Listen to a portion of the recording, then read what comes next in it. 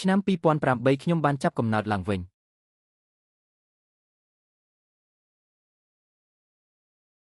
ប្រព័ន្ធស្ដេចសមុទ្រត្រូវបានភ្ជាប់កម្រិតបច្ចុប្បន្នគឺកម្រិតទី1មុខងារស្វែងរកទីតាំងប្រភេទទម្ងន់និងតម្លៃទីផ្សារពេលវេលាជាក់ស្ដែងនៃសត្វសមុទ្រក្នុងចម្ងាយ50ម៉ែត្រការរៀបរាប់នីមួយប្រើប្រាស់ថាមពលផ្លូវចិត្តអាចត្រូវបានស្ដារឡើងវិញតាមរយៈការសម្រាលគឺការធ្វើឲ្យប្រសើរឡើង កាលពីជាតិមុនខ្ញុំក្រហើយរងទុក្ខច្រើនចាប់ពីពេលនេះទៅខ្ញុំនឹងគ្រប់គ្រងវាសនាខ្លួនឯង បងប្រុសខ្ញុំឃ្លាន កុំខ្លាចអីគីបងប្រុសនឹងមិនបណ្ដោយឲ្យឯងឃ្លានទៀតទេក្នុងជីវិតនេះបងមេងតោះទៅសមុទ្រទឹកសមុទ្រស្រស់ហើយ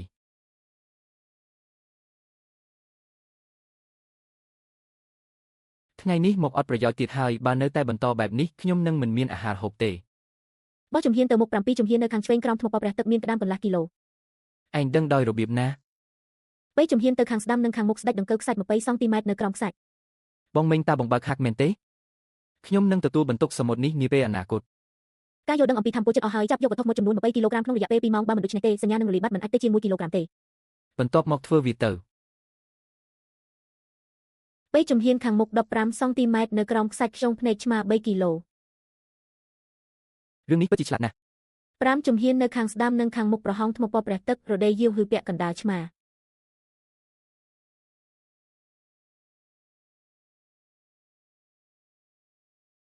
បងមេងយឺតបន្តិចខ្ញុំទប់លេងជាប់ហើយបងមេងតាបងគោរពព្រះសមុទ្រទេខ្ញុំគឺជាទេវតាតោះទៅផែ អ្នកមិនទាន់បានលក់រដេយាវហឺទេមែនទេជុំនេះតម្លៃ5180បូករួមទាំងពេលមុនតម្លៃ1300តើអ្នកប្លន់វាំងនាគសមុទ្រមែនទេប្រយ័ត្នផងអំបញ្ញមិញមានជនបរទេសម្នាក់សួររកឯងនៅកំពង់ផែស្លៀកអាវធំពណ៌ខ្មៅពាក់វ៉ែនតាខ្មៅមិនដូចអ្នកស្រុកទេ អរគុណខ្ចីលុយចាយខ្លះមកកុំអញ្ចឹងអីនេះជាលុយរបស់បងមេងទៅឲ្យឆ្ងាយឯងរងចាំសិនទៅ បងប្រុសបងត្រឡប់មកវិញហើយ ឃ្លានហើយមែនទេបងប្រុសរកលុយបានថ្ងៃនេះ ការយកឃើញការបំពេញធម្មពលដំណើរការបច្ចុប្បន្នគឺ43ហើយរំពឹងថានឹងងើបឡើងវិញនៅរសៀលថ្ងៃស្អែករែងមេងយកចំណែកបងប្រុសខ្ញុំមកបើមិនឲ្យទេកុំបន្ទោសខ្ញុំដែលមិនគួរឲ្យគោរពរែងមេងយកចំណែកបងប្រុសខ្ញុំមកបើមិនឲ្យទេកុំបន្ទោសខ្ញុំដែលមិនគួរឲ្យគោរព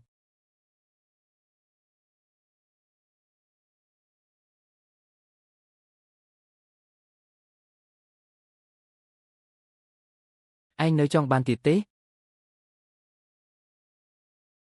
ការធ្វើឲ្យប្រសើរឡើងនៅជំនាញត្រូវបានដំណើរការភាពរឹងមាំល្បឿននិងការឆ្លើយតបត្រូវបានកើនឡើង3ដងបើប្រៀបធៀបទៅនឹងមនុស្សធម្មតាមានរយៈពេល72ម៉ោង បងមេងប្អូនប្រុសខ្ញុំនាំមនុស្សមកទីនេះមិនអីទេជួយខ្ញុំមើលគីខ្ញុំនឹងទៅទីក្រុងដើម្បីធ្វើកិច្ចការខ្លះ បងប្រុសតើបងទៅណា ទិញសម្លៀកបំពាក់ថ្មីឲ្យឯងនេះគឺជាម៉ាស៊ីនពិសេសដែលមានទិន្នន័យតម្លៃអាហារសមុទ្រដែលភ្ជាប់មកជាមួយវាអាចប្រើបានដោយគ្មានអ៊ីនធឺណិតហើយសញ្ញាត្រូវបានអេនគ្រីប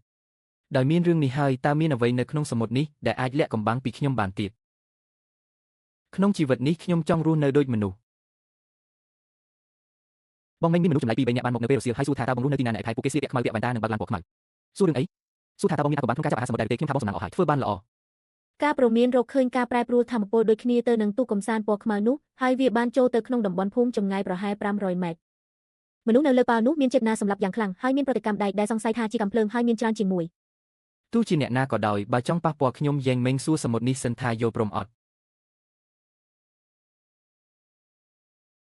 ធម្មពលយល់ដឹង87ធម្មពលគ្រប់គ្រាន់សម្រាប់តែ2ម៉ោងប៉ុណ្ណោះគោលដៅលើកនេះគឺ50ចិនមិនអាចខ្វះមួយចិនឡើយ បន្តទៀត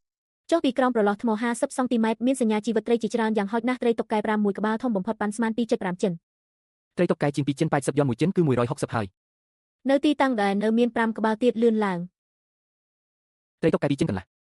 នេសាទ20ឆ្នាំទើបតែជួបលើកទី1កុំរកឃើញណាស់ពួកយើងបានចាប់សម្បុកត្រីតុកកែអស់ហើយក្តាមសមុទ្រ21ចិនត្រីតុកកែ81ចិនខ្យងភ្នែកឆ្មា15ចិនគ្រឿងសមុទ្រទាំងអស់សរុប3100យន់1250យន់យកទៅនេះជាចំណែករបស់ឯងច្រើនពេកហើយយកទៅទុកមើលជំងឺម្ដាយឯងសួស្ដីអ្នកគឺចាងមីងមែនទេខ្ញុំគឺស៊ីនជើអ្នកចាត់ការទិញទំនិញរបស់ក្រុមហ៊ុនគ្រឿងសមុទ្រហើយវៃសៀនចង់និយាយពីការសហការជាមួយអ្នក គ្រោះថ្នាក់សារធាតុសម្លាប់របស់មនុស្សនេះដូចគ្នាទៅនឹងកប៉ាល់លួចនេសាទនៅលើសមុទ្រចង្កេះមានវត្ថុលោហៈរឹង ខ្ញុំឲ្យតម្លៃគុណនឹងពីមកយកទំនិញរបស់ឯងទាំងអស់គ្មានចំណាប់អារម្មណ៍ទេ គាត់កំពុងកុហកចង្វាក់បេះដូងមិនប្រក្រតីប្រសិទ្ធភាពរួមតូច បានឲ្យលុយកក់សិន5000ច្បាប់ក្រុមហ៊ុនគឺយកអីវ៉ាន់មុនទៅឲ្យលុយពួកគេចង់លេងខ្ញុំនឹងលេងជាមួយពួកគេសំណាងរបស់ឯងល្អខុសធម្មតាហើយនិយាយមករកខ្ញុំមានការអីមានគេចង់ដឹងថាឯងធ្វើបានដោយរបៀបណាព្រះសមុទ្រប្រទានអាហារឯងមានយោបល់អី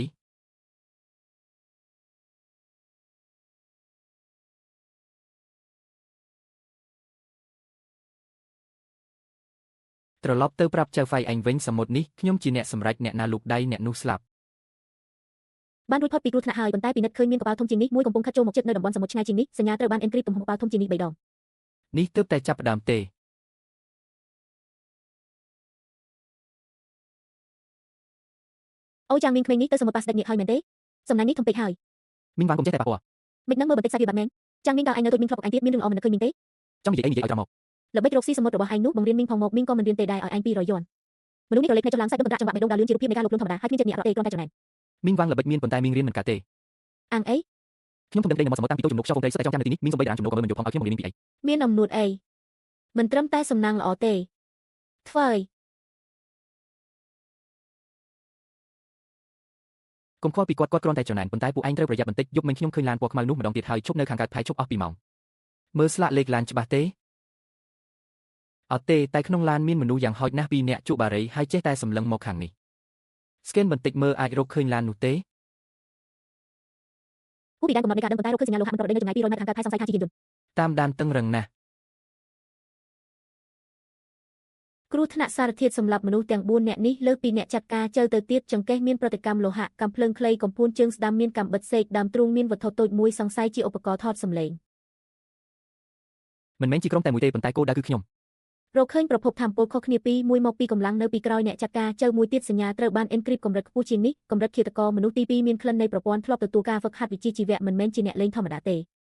អញ្ចឹងពួកគេតាមដានខ្ញុំធ្វើបានដោយរបៀបណាចុះទុកឲ្យពួកគេមើលថាឆ្អឹងមួយដុំនេះពិបាកទំពីយ៉ាងណាចាំងមីងពួកយើងនិយាយគ្នាលេងបន្តិចលើកមុននិយាយមិនទាន់ច្បាស់ទេអគ្គនាយកឈិនចង់ជួបឯងយប់នេះនៅជាន់បូហៃទុកមុខឲ្យបន្តិចទៅ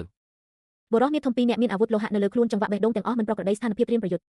ចុះបើខ្ញុំមិនទៅចាំងមីងអ្នករកស៊ីសមុទ្រម្នាក់កុំឲ្យគេលើកដំកើងមិនដឹងខ្លួនអញ្ចឹងឯងប្រាប់អគ្គនាយកឈិនទៅខ្ញុំចាំងមីងមិនត្រូវការលើកដំកើងពីអ្នកណាទេតោះ បងប្រុសអំបញ្ញមិញអ្នកណាមក គ្មានអ្នកណាទេមានបងនៅទីនេះអ្នកណាក៏មិនអាចសម្លុតពួកយើងបានដែរ ចាសោះប្រយ័ត្នជន់បូហៃពួកគេមានកាំភ្លើង បងមីងក្នុងភូមិមានមនុស្សមកច្រើនណាស់គេថាជាមនុស្សរបស់ក្រុមហ៊ុនឈិនកំពុងបិទប្រកាសនៅផែប្រកាសអីគេថាយកតម្លៃគុណនឹងពីទិញគ្រឿងសមុទ្រទាំងភូមិប៉ុន្តែត្រូវតែលក់ឲ្យពួកគេមិនអនុញ្ញាតឲ្យលក់ឲ្យអ្នកផ្សេងតម្លៃគុណនឹងពីស្ដាប់ទៅតាក់ទីណាស់បងមីងពួកគេចង់ដោតក្តាប់ទីផ្សារហើយបើពួកយើងមិនលក់តើពួកគេអាចដូច្នេះពួកគេមិនត្រឹមតែបិទប្រកាសទេវិញជូនឯងទៅប្រាប់អ្នកភូមិអ្នកណាស្រឡាញ់លក់ក៏លក់ទៅខ្ញុំមិនខកទេប៉ុន្តែមានលក្ខខណ្ឌមួយលក់ហើយកុំស្ដាយក្រោយបងមីងតើបងមានគម្រោងយ៉ាងម៉េចពួកគេចង់លេងខ្ញុំនឹងលេងធំជាមួយពួកគេ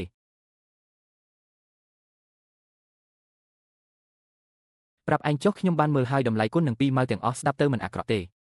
ថៅកែយ៉ាងដឹងខុសត្រូវណាស់លោកអគ្គនាយកឈែនបាននិយាយថាឲ្យតែលោកយល់ព្រមតម្លៃអាចពិភាក្សាគ្នាបានទៀតត្រឡប់ទៅប្រាប់ឈែនថេងខ្វាន់វិញទៅទំនិញខ្ញុំ1គីឡូក៏មិនលក់ដែរទំនិញក្នុងភូមិអ្នកណាចង់ទិញអ្នកណាចង់លក់ក៏លក់ទៅប៉ុន្តែបើអ្នកណាហ៊ានបង្ខំទិញបង្ខំលក់កុំបន្ទោសថាខ្ញុំមិនយោគយល់លោកអគ្គនាយកយ៉ាង យ៉ាងមិញលោកឆេលឆាវពេកហើយឆេនថេងខ្វាន់មិនងាយទប់ទល់ទេបណ្ដាញទំនាក់ទំនងរបស់គាត់នៅទីក្រុងបាញ់ហេអាចបិទផ្លូវលោកមិនឲ្យលក់ត្រីចេញសំបីតែមួយក្បាល ខ្ញុំដឹងគឺដោយសារតែដឹងទើបត្រូវតែវាប្រហារមុនមានមនុស្សកំពុងជួយខ្ញុំម្នាក់នេះដឹងពីរាល់សកម្មភាពរបស់ខ្ញុំសំបីតែដឹងថាមនុស្សរបស់ Chen King Kwan មានកាំភ្លើង នរណាជាអ្នកញ៉ាំមក មិនដឹងទេប៉ុន្តែមនុស្សម្នាក់នេះគ្រោះថ្នាក់ជាង Chen King Kwan ទៅទៀតឬក៏មានប្រយោជន៍ជាង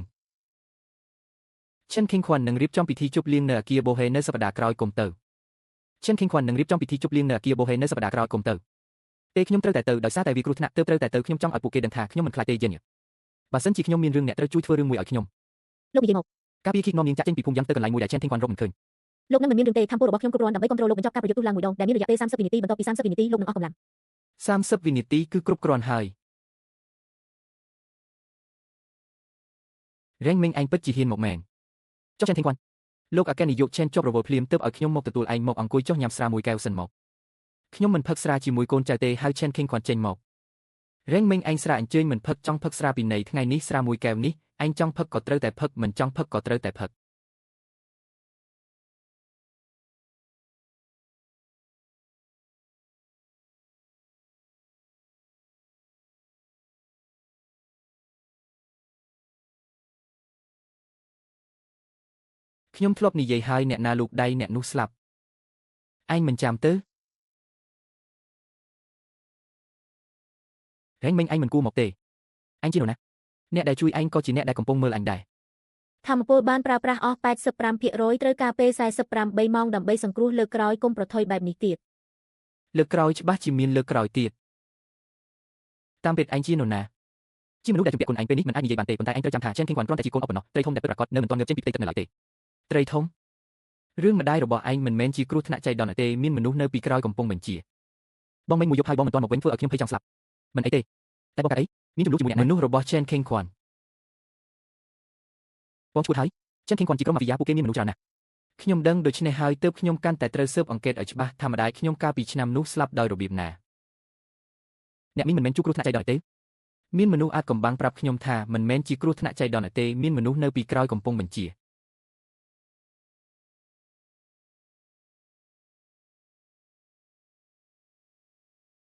រកឃើញសញ្ញាប្រយុទ្ធសម្លាប់យ៉ាងខ្លាំងក្លាខ្លាំងជាងមនុស្សទាំងអស់ពីមុនគ្រោះថ្នាក់បំផុតសូមផ្ដល់យោបល់ឲ្យដកថយជាបន្ទាន់ចេនខេងខ្វាន់គាត់មករកឯងហើយប្រយ័ត្នម្យ៉ាងទៀតនៅថ្ងៃពុធសប្តាហ៍ក្រោយទីក្រុងបែនហេនឹងមានយុទ្ធនាការបិទផ្លូវរារាំងឯងត្រូវត្រៀមខ្លួនទុកជាមុនវិញជាយប់នឹងទំនេរទេបងនាំឯងទៅលេងនៅទីក្រុងធានាថាអស្ចារ្យឈ្នះម្ដងស្មើនឹងឯងរកស៊ីសមុទ្រមួយខែវិញជាយប់នឹងនៅត្រូវជួសជុលសំណាញ់មិនទៅណាទេបងមិញខ្ញុំរែងមិញឯងធ្វើបែបនេះមិនត្រូវទេឯងចាត់ចិញ្ច្រានពេកហើយខ្ញុំនិយាយម្ដងទៀតវិញយូមិនទៅណាទាំងអស់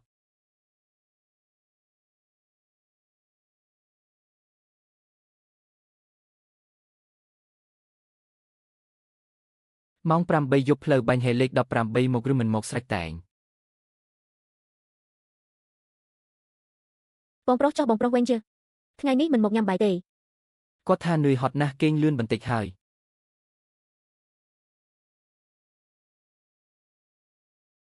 យប់នេះផ្លូវបាញ់ហេលេខ18មានវង់លបែងបងប្អូនរបស់លោកត្រូវបានគេតាមដានហើយបងប្រុសគីកក្មេងល្អចាំខ្ញុំនៅផ្ទះបងប្រុសចេញទៅក្រៅមួយផ្លែត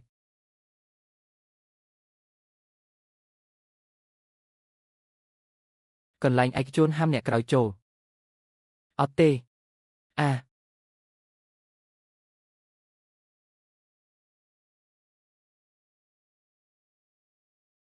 បើកឲ្យខ្ញុំបើកឲ្យខ្ញុំខ្ចី5000ទៀតវគ្គក្រោយខ្ញុំច្បាស់ជាឈ្នះមកវិញមេ9ពិន្ទុកូន6ពិន្ទុមេឈ្នះវិញជាឯងខ្ចី3000ហើយការប្រាក់បូកដើមឥឡូវឯងជំពាក់ខ្ញុំ21000ការប្រាក់គិតតាមថ្ងៃមួយថ្ងៃ1000បងមីងទុកឱកាសឲ្យខ្ញុំម្ដងទៀតខ្ញុំអាចឈ្នះមកវិញបានបិទមាត់ទៅចាំងមីងគេជំពាក់ខ្ញុំ21000ឯងមិនឲ្យគេលេងនៅទៅឈ្នះត្រឡប់មកវិញទេចឹងឯងសងជំនួសគេទៅឯងថាមិនម៉ាន21000មួយសេនក៏មិនអាចខ្វះបានដែរអក្សរខ្មៅលើក្រដាសគេស៊ីញ៉េបានខ្ចីប្រាក់ឯងគុំមករករឿងអីនេះជាតំបន់របស់ថៅកែឈិនប្រាប់ថៅកែឈិនឈៀនផងថាកែននីមួយនេះខ្ញុំក៏ទុកឲ្យចំណែកឯងបើឲ្យខ្ញុំឃើញឯងចូលចិត្តយ៉ាវិនជាទៀតខ្ញុំនឹងវាបំបាក់ជើងឯងទាំងសងខាងបងមីងសុំទោសខ្ញុំលេងចាញ់អស់ហើយលុយ3000ដែលបងឲ្យខ្ញុំតាមពិតទុកទិញថ្នាំឲ្យម៉ែ3000មិនខ្លាចជា21000លីសានថាខ្ចី3000ការប្រាក់គិតតាមថ្ងៃខ្ញុំចាញ់អស់ចង់លេងយកដើមវិញក៏ខ្ចីទៀតក្រោយមកគេថាការប្រាក់បូកដើមជំពាក់21000ហើយខ្ញុំមិនស៊ីញ៉េកិច្ចសន្យាគេមិនឲ្យខ្ញុំទៅទេអញដឹងទេថាការប្រាក់ក៏ពុកជាអ្វីអញយកស្អីទៅសងខ្ញុំស្មានតែអាចឈ្នះត្រឡប់មកវិញខ្ញុំចង់រកលុយទិញថ្នាំឲ្យម៉ែបានច្រើនបន្តិចខ្ញុំខុសហើយត្រឡប់ទៅវិញទៅចាំងមីងប្អូនប្រុសឯងត្រូវគេធ្វើស៊ីហើយខ្ញុំដឹងឯងមិនដឹងនោះទេគឺលីសានថ្ងៃស្អែកនឹងនាំមនុស្សទៅទាបំណុលដល់ផ្ទះ21000មួយសេនមិនឲ្យខ្វះបើប្អូនឯងរកមិនបានពួកគេនឹងវាបំបាក់ជាងគេនេះ20000ជួយទប់ទល់ឲ្យគេសិនទៅតែត្រូវចាំរឿងនេះមិនទាន់ចប់ទេ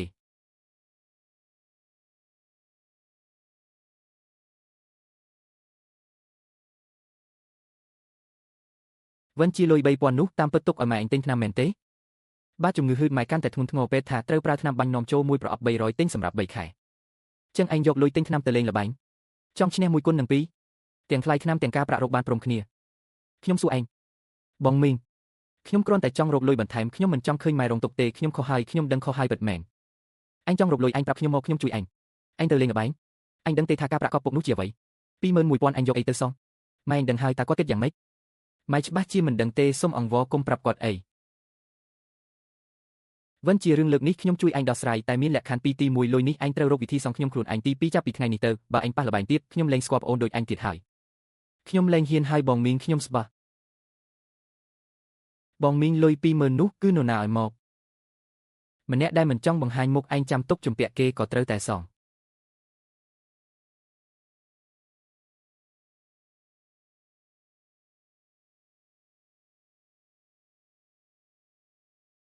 វិនជាឯងមកនេះអំបាញ់មិញចាំងមីងនិយាយអីជាមួយឯង គ្មានអីទេគ្រាន់តែនិយាយពីរឿងទៅចាប់រឿងសមុទ្រថ្ងៃស្អែក ឯងកុំកុហកខ្ញុំប្រពន្ធលីសានទើបតែមកលេងអំបាញ់មិញថាឯងចាញ់លុយនៅកាស៊ីណូហើយនៅខ្ចីការប្រាក់គេទៀត ម៉ែស្ដាប់ខ្ញុំសិន ឯងនិយាយការពិតមែនទេ ម៉ែខ្ញុំខុសហើយខ្ញុំទៅលេងល្បែងជំពាក់លុយគេតែបងមីងជួយសងខ្ញុំហើយខ្ញុំលែងហ៊ានទៀតហើយ ឯងមិនក៏ទៅលេងល្បែងនោះជាលុយទិញថ្នាំឯងស្លាប់ចោលតាំងពីឯងនៅតូចម៉ែខំចិញ្ចឹមឯង ម៉ែថ្នាំនៅណា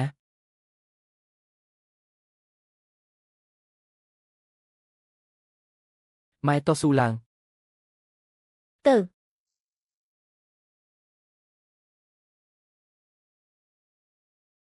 ហើយឡានពេទ្យ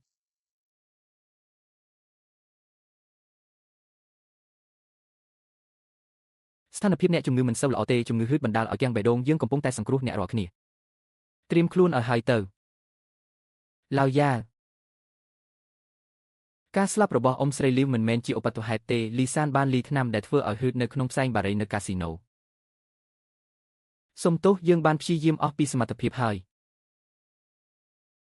ម៉ែមើលមកកូនម៉ែបើកភ្នែកមើលមកកូនមក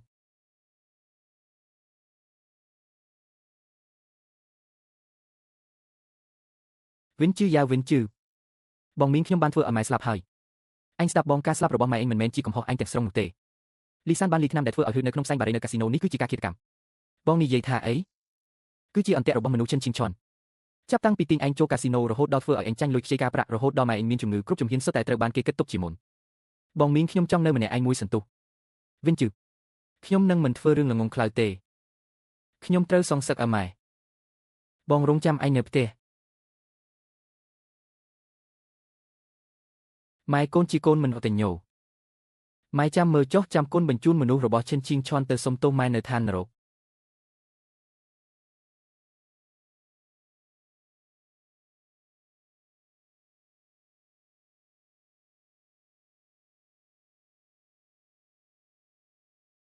វិញជឿឲ្យសុំចូលរួមរំលែកទុក្ខផងមួយជីវិតនេះម៉ែឯងពិតជាលំបាកណាស់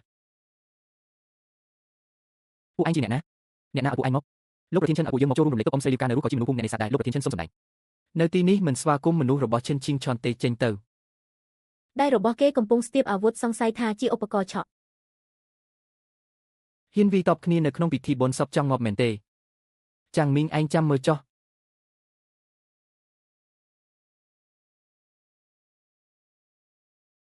បងមីងពួកគេជាមនុស្សរបស់ឈិនឈីងឈន់មែនទេមកស៊ើបមើលទេដើម្បីមើលថាអញបាក់ទឹកចិត្តនៅមើលថាការឆ្លើយតបរបស់បងយ៉ាងម៉េចពួកគេបានសម្លាប់ម៉ែខ្ញុំហើយនៅហ៊ានមកទៀតបើអញដួលរលំតាមម៉ែឯងអាចស្មប់ចិត្តនៅឋាននរកបានទេឈរឲ្យត្រង់ខ្លួនឡើង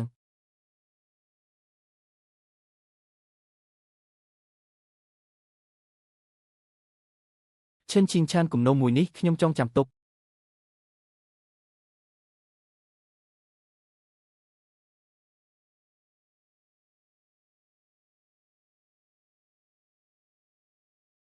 បងប្រុសតើបងវិនជាឈឺមែនទេយ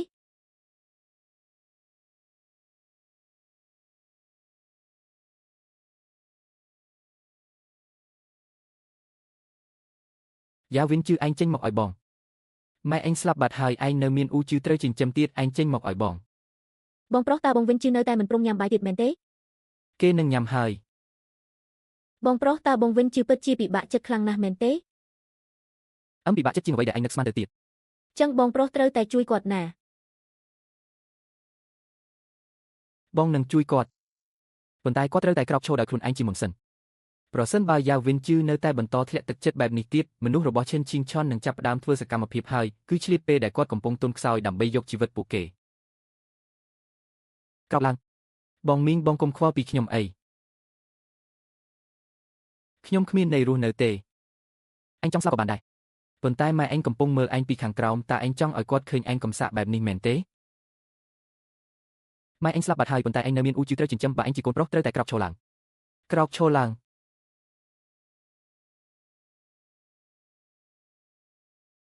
បងមីងខ្ញុំក្រោកឈរហើយល្អចឹងមកតាមបងយកសំណាញ់នេសាទមកវិញជឿតាមម៉ែឯងកាលនៅរស់ចង់ឃើញអ្វីជាងគេចង់ឃើញឯងរស់នៅដោយកូនប្រុសពេញលក្ខណៈមិនមែនចង់ឃើញឯងយំមិនមែនចង់ឃើញឯងផឹកស្រាទេគឺចង់ឃើញឯងចេញទៅសមុទ្ររកលុយចិញ្ចឹមជីវិតខ្លួនឯងឡើងមក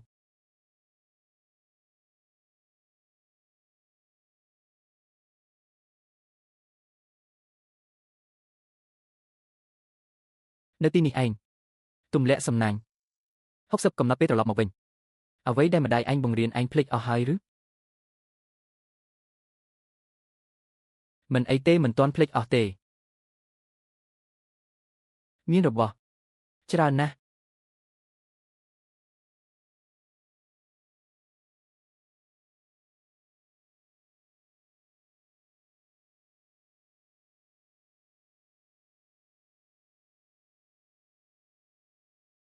បងម៉េងយើងចាប់បានហើយ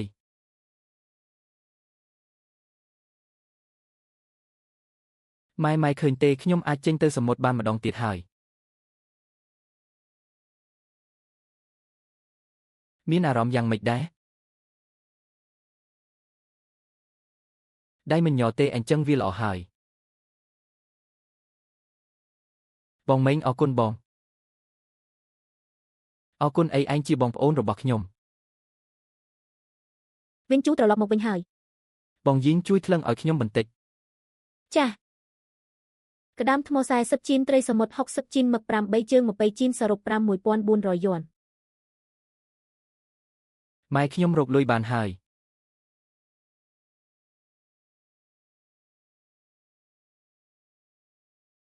បងម៉េងខ្ញុំរៀបចំខ្លួនរួចរាល់ហើយ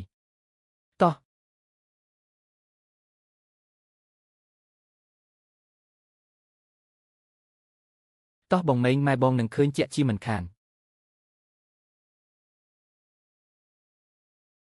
វិនជូថ្ងៃនេះបងនឹងឲ្យឯងឃើញថាអ្វីទៅដែលហៅថាបើកវេទមន្ត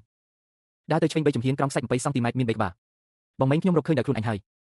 ល្អណាស់មានការរីកចម្រើនបងម៉េងយើងនេះកំពុងតែរើផ្ទះលោកតាម្ចាស់សមុទ្រឲ្យទេស្អាតហើយតើនៅលឿនណាស់សមុទ្រនេះធំណាស់នេះគឺជារបស់ដែលអ្នកទាំងពីរចាប់បានពេញមួយព្រឹកមែនទេសរុប2800យួនឯងយកទៅបងម៉េងចង់តិចហៅខ្ញុំយកទៅបងប្អូនមិនបាច់បែងចែកបងនឹងឯងទេក្តាមថ្ម3ជីន2ដំឡឹងគុណនឹង21មិនត្រូវទេអំបញ្ញមិញនេះគឺបងយីងនៅគិតមិនទាន់រួចទៀតមែនទេថ្ងៃនេះទំនិញច្រើនពេកបញ្ជីញ៉ៃញ៉ៃណាស់ក្តាមថ្ម3ជីន2ដំឡឹងតម្លៃ21សរុប67យួន2កាក់ក្តាមសមុទ្រពណ៌ស្វាយ5ជីនកន្លះតម្លៃ15សរុប82យួន5កាក់ក្តាមស្ដេច2ជីនតម្លៃ28សរុប56យួនសរុបទាំងអស់205យួន7កាក់នាងជានរណាខ្ញុំឈ្មោះសានទើបតែរើមកភូមិអ្នកនេសាទស្នាក់នៅខាងកើតភូមិធ្លាប់រៀនកណេឲ្យឃើញអ្នកទាំងអស់គ្នារវល់ពេកក៏ជួយបន្តិចទៅបងម៉េងក្មេងស្រីនេះគិតលឿនមែនទែនបងគឺចាំវិញមែនទេអ្នកភូមិនិយាយថាបងពូកែរកគ្រឿងសមុទ្រណាខ្ញុំចង់រកការងារធ្វើតើអាចជួយអ្នកធ្វើបញ្ជីនៅផែបានទេមិនបាច់ឲ្យដាក់ខែទេគ្រាន់តែឲ្យបាយហូបទៅបានហើយហេតុអ្វីបានជាមកផែកន្លែងផ្សេងក្នុងភូមិក៏អាចធ្វើការបានដែរព្រោះខ្ញុំចង់រៀនរកគ្រឿងសមុទ្រនៅផែអាចរៀនបានលឿនបំផុតយល់ព្រមថ្ងៃស្អែកចាប់ផ្ដើមខ្ញុំផ្ដល់បាយឲ្យហូបអរគុណបងម៉េង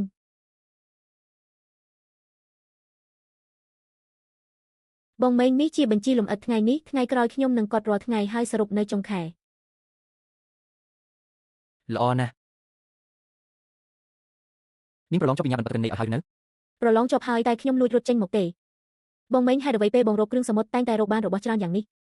តើមានអាកំបាំងអ្វីមែនទេសំណាងល្អបងកុហកតែមិនអីទេខ្ញុំមិនសួរទេកុំភ័យអីខ្ញុំគ្រាន់តែមកមើលអ្នកជំនួយការថ្មីរបស់អ្នកទេ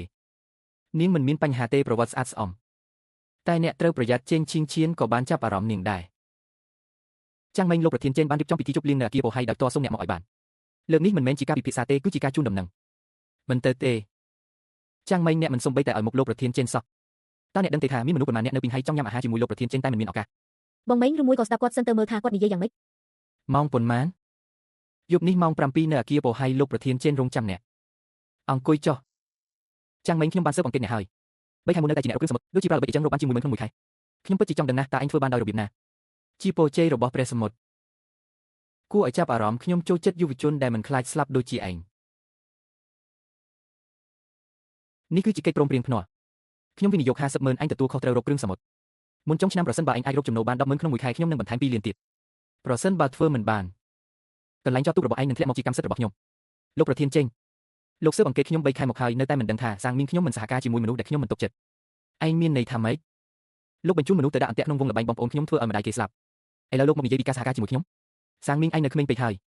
សមុទ្រមួយនេះខ្ញុំជាអ្នកគ្រប់គ្រង20ឆ្នាំមកហើយឯងគ្រាន់តែជាអ្នកនេសាទកុំឲ្យខ្ញុំប្រើធរក្តៅអីចឹងខ្ញុំនឹងឲ្យលោកមើលថាសមុទ្រមួយនេះផ្លាស់ប្ដូរម្ចាស់ហើយ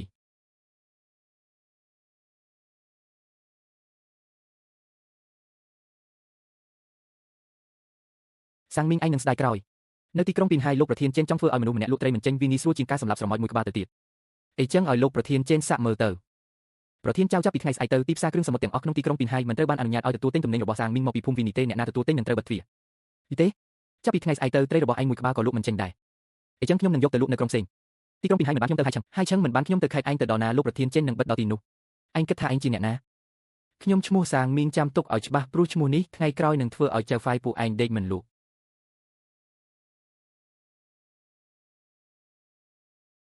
បងមីងយ៉ាងម៉េចហើយ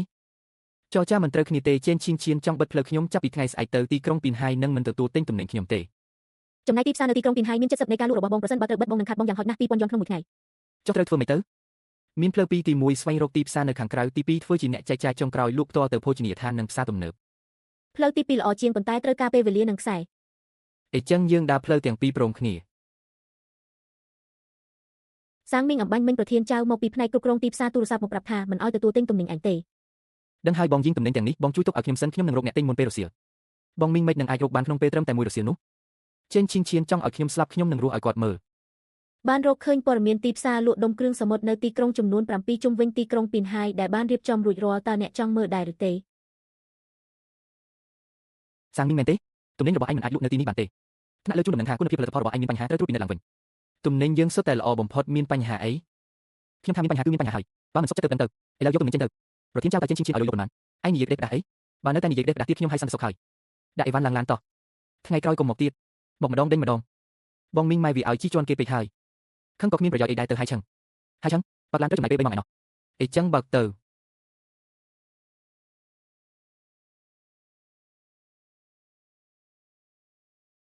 ទំនិញនេះមិនអន់ទេមកពីណាភូមិវិនីទីក្រុងពីនហៃស្រស់ទើបតែចាប់បានក្តាមថ្មខ្ញុំឲ្យឯង22យ៉ន់ក្នុងមួយចិញ្ចៀនខ្ពស់ជាងកន្លែងផ្សេងមួយយ៉ន់មានប្រមាណយកប៉ុណ្ណឹងយកបងប៉ុន្តែថ្ងៃក្រោយខ្ញុំមានទំនិញរាល់ថ្ងៃតើលោកអាចធានាថាទទួលទិញទាំងអស់បានទេឲ្យតែគុណភាពល្អរហូតបែបនេះឡាវអ៊ូខ្ញុំមកទាំងអស់បងមីងតម្លៃនៅហើយឆឹងខ្ពស់ជាងពីនហៃទៀតចេនឈៀនឈៀនបិទផ្លូវយើងផ្ទុយទៅវិញបែរជាជួយយើងទៅវិញកុំតន់ឲ្យពេលចេនឈៀនឈៀនដឹងថាយើងទៅហើយឆឹងច្បាស់ជានឹងបន្តបិទផ្លូវទៀតគោលដៅរបស់គាត់មិនមែនទីផ្សារពីនហៃទេគឺរូបខ្ញុំចុះត្រូវធ្វើម៉េចទៅមុនពេលគាត់បិទផ្លូវទាំងអស់យើងត្រូវបង្កើតផ្លូវខ្លួនឯងបង្កើតម៉ាកយីហោខ្លួនឯងឆ្លងកាត់ទីផ្សារលក់ដុំទាំងអស់លក់ផ្ទាល់ទៅអ្នកចែកចាយចុងក្រោយតែម្ដងប្រវត្តិរបស់ឡាវអ៊ូនៅហើយឆឹងត្រូវបានត្រួតពិនិត្យហើយគ្មានបញ្ហាទេប៉ុន្តែចេនឈៀនឈៀនបានបញ្ជូនមនុស្សទៅហើយឆឹងហើយអ្នកមានពេលតែ3ថ្ងៃប៉ុណ្ណោះសានកូនឯងរត់ទៅកន្លែងចតទូករាល់ថ្ងៃជួយធ្វើបញ្ជីឲ្យអ្នកនេសាទកូនឯងរៀនសាកលវិទ្យាល័យអត់ប្រយោជន៍ទេមែនទេម៉ាក់សាងមីងមិនមែនជាអ្នកនេសាទធម្មតាទេគាត់មានសមត្ថភាពមានមហិច្ឆតាថ្ងៃក្រោយច្បាស់ជាជោគជ័យសានម៉ាក់កូននិយាយត្រូវហើយគ្រូសាយើងទូមិនមែនជាអ្នកមានស្តុកស្ដំតែគាត់កូនរៀនសាកលវិទ្យាល័យមិនងាយស្រួលទេកូនគួរតែទៅប្រឡងធ្វើជាមន្ត្រីរាជការប៉ាកូនមិនចង់ប្រឡងធ្វើមន្ត្រីរាជការទេកូនចង់ធ្វើការនៅគុំពីនេះកូនឈួតហើយមែនទេសាងមីងនោះបានធ្វើឲ្យចេនឈៀនឈៀនខាងពេញមួយទីក្រុងពីនហៃគេដឹងល្អហើយកូនទៅពាក់ព័ន្ធជាមួយគេមិនមែនរកស្លាប់ទេម៉ាក់ចេនឈៀនឈៀនជាមនុស្សបែបណាពួកម៉ាហ្វីយ៉ាគាត់គៀបសង្កត់សាងមីងបញ្ជាក់ថាសាងមីងធ្វើត្រូវហើយបើមនុស្សគ្រប់គ្នាខ្លាចចេនឈៀនឈៀននោះសមុទ្រមួយនេះនឹងខ្លាចជារបស់គាត់តែម្នាក់ឯងជារៀងរហូត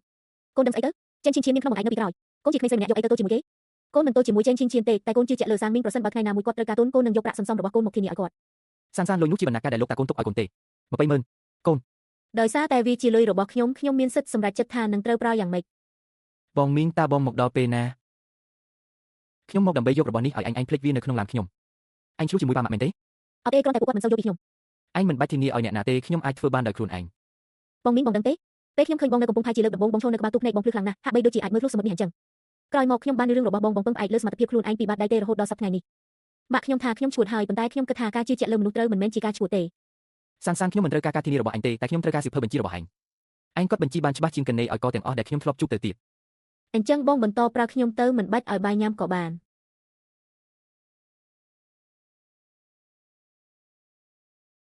បងមីងសម្រាប់រឿងនេះតើបងសន្សំបានប៉ុន្មានហើយតាំងពីចាប់ផ្ដើមរើខ្ញុំសមុទ្ររហូតដល់ពេលនេះដល់ការចំណាយចេញសរុបសន្សំបាន320,000បងទៅតែធ្វើការបានប៉ុន្មានខែសោះហ្នឹងមានការតស៊ូសំណាងល្អប៉ុន្តែឥឡូវនេះមានរឿងសំខាន់ជាងនេះគឺទិញទូកថ្ងៃស្អែកទៅមើលទូកខ្ញុំចង់ទិញទូកនេសាទដែលអាចចេញទៅសមុទ្រជ្រៅបានបងមីងមានទូកផ្ទាល់ខ្លួនហើយទូកនេសាទមួយទឹកតម្លៃប្រហែល15ទៅ20,000បូករួមទាំងការជួសជុលឧបករណ៍និងសាំង30,000គឺគ្រប់គ្រាន់ហើយ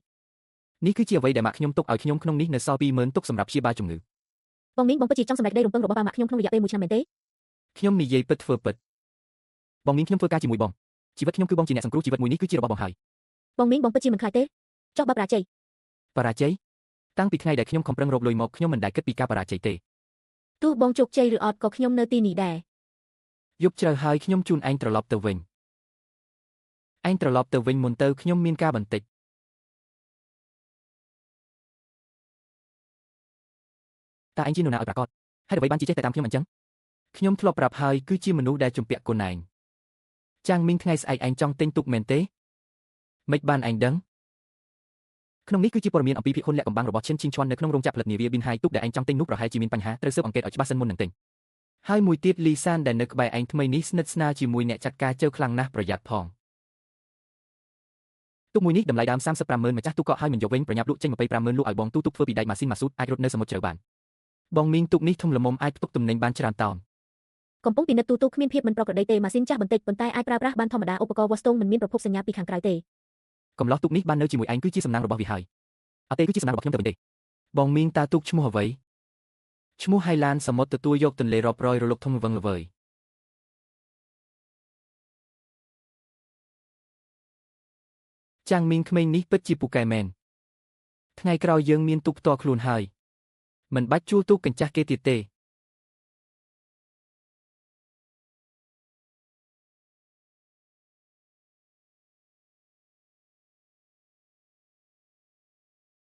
េសូមលើកកៅជូនហៃឡានសូមលើកកៅជូនបងមីងសូមលើកកៅជូនអនាគតបានរកឃើញប្រភពសញ្ញាមិនប្រក្រតីទីតាំងនៅកន្លែងលាក់កំបាំងនៃចង្កូតទូកព្រៃកង់ដូចគ្នាទៅនឹងឧបករណ៍តាមដាន GPS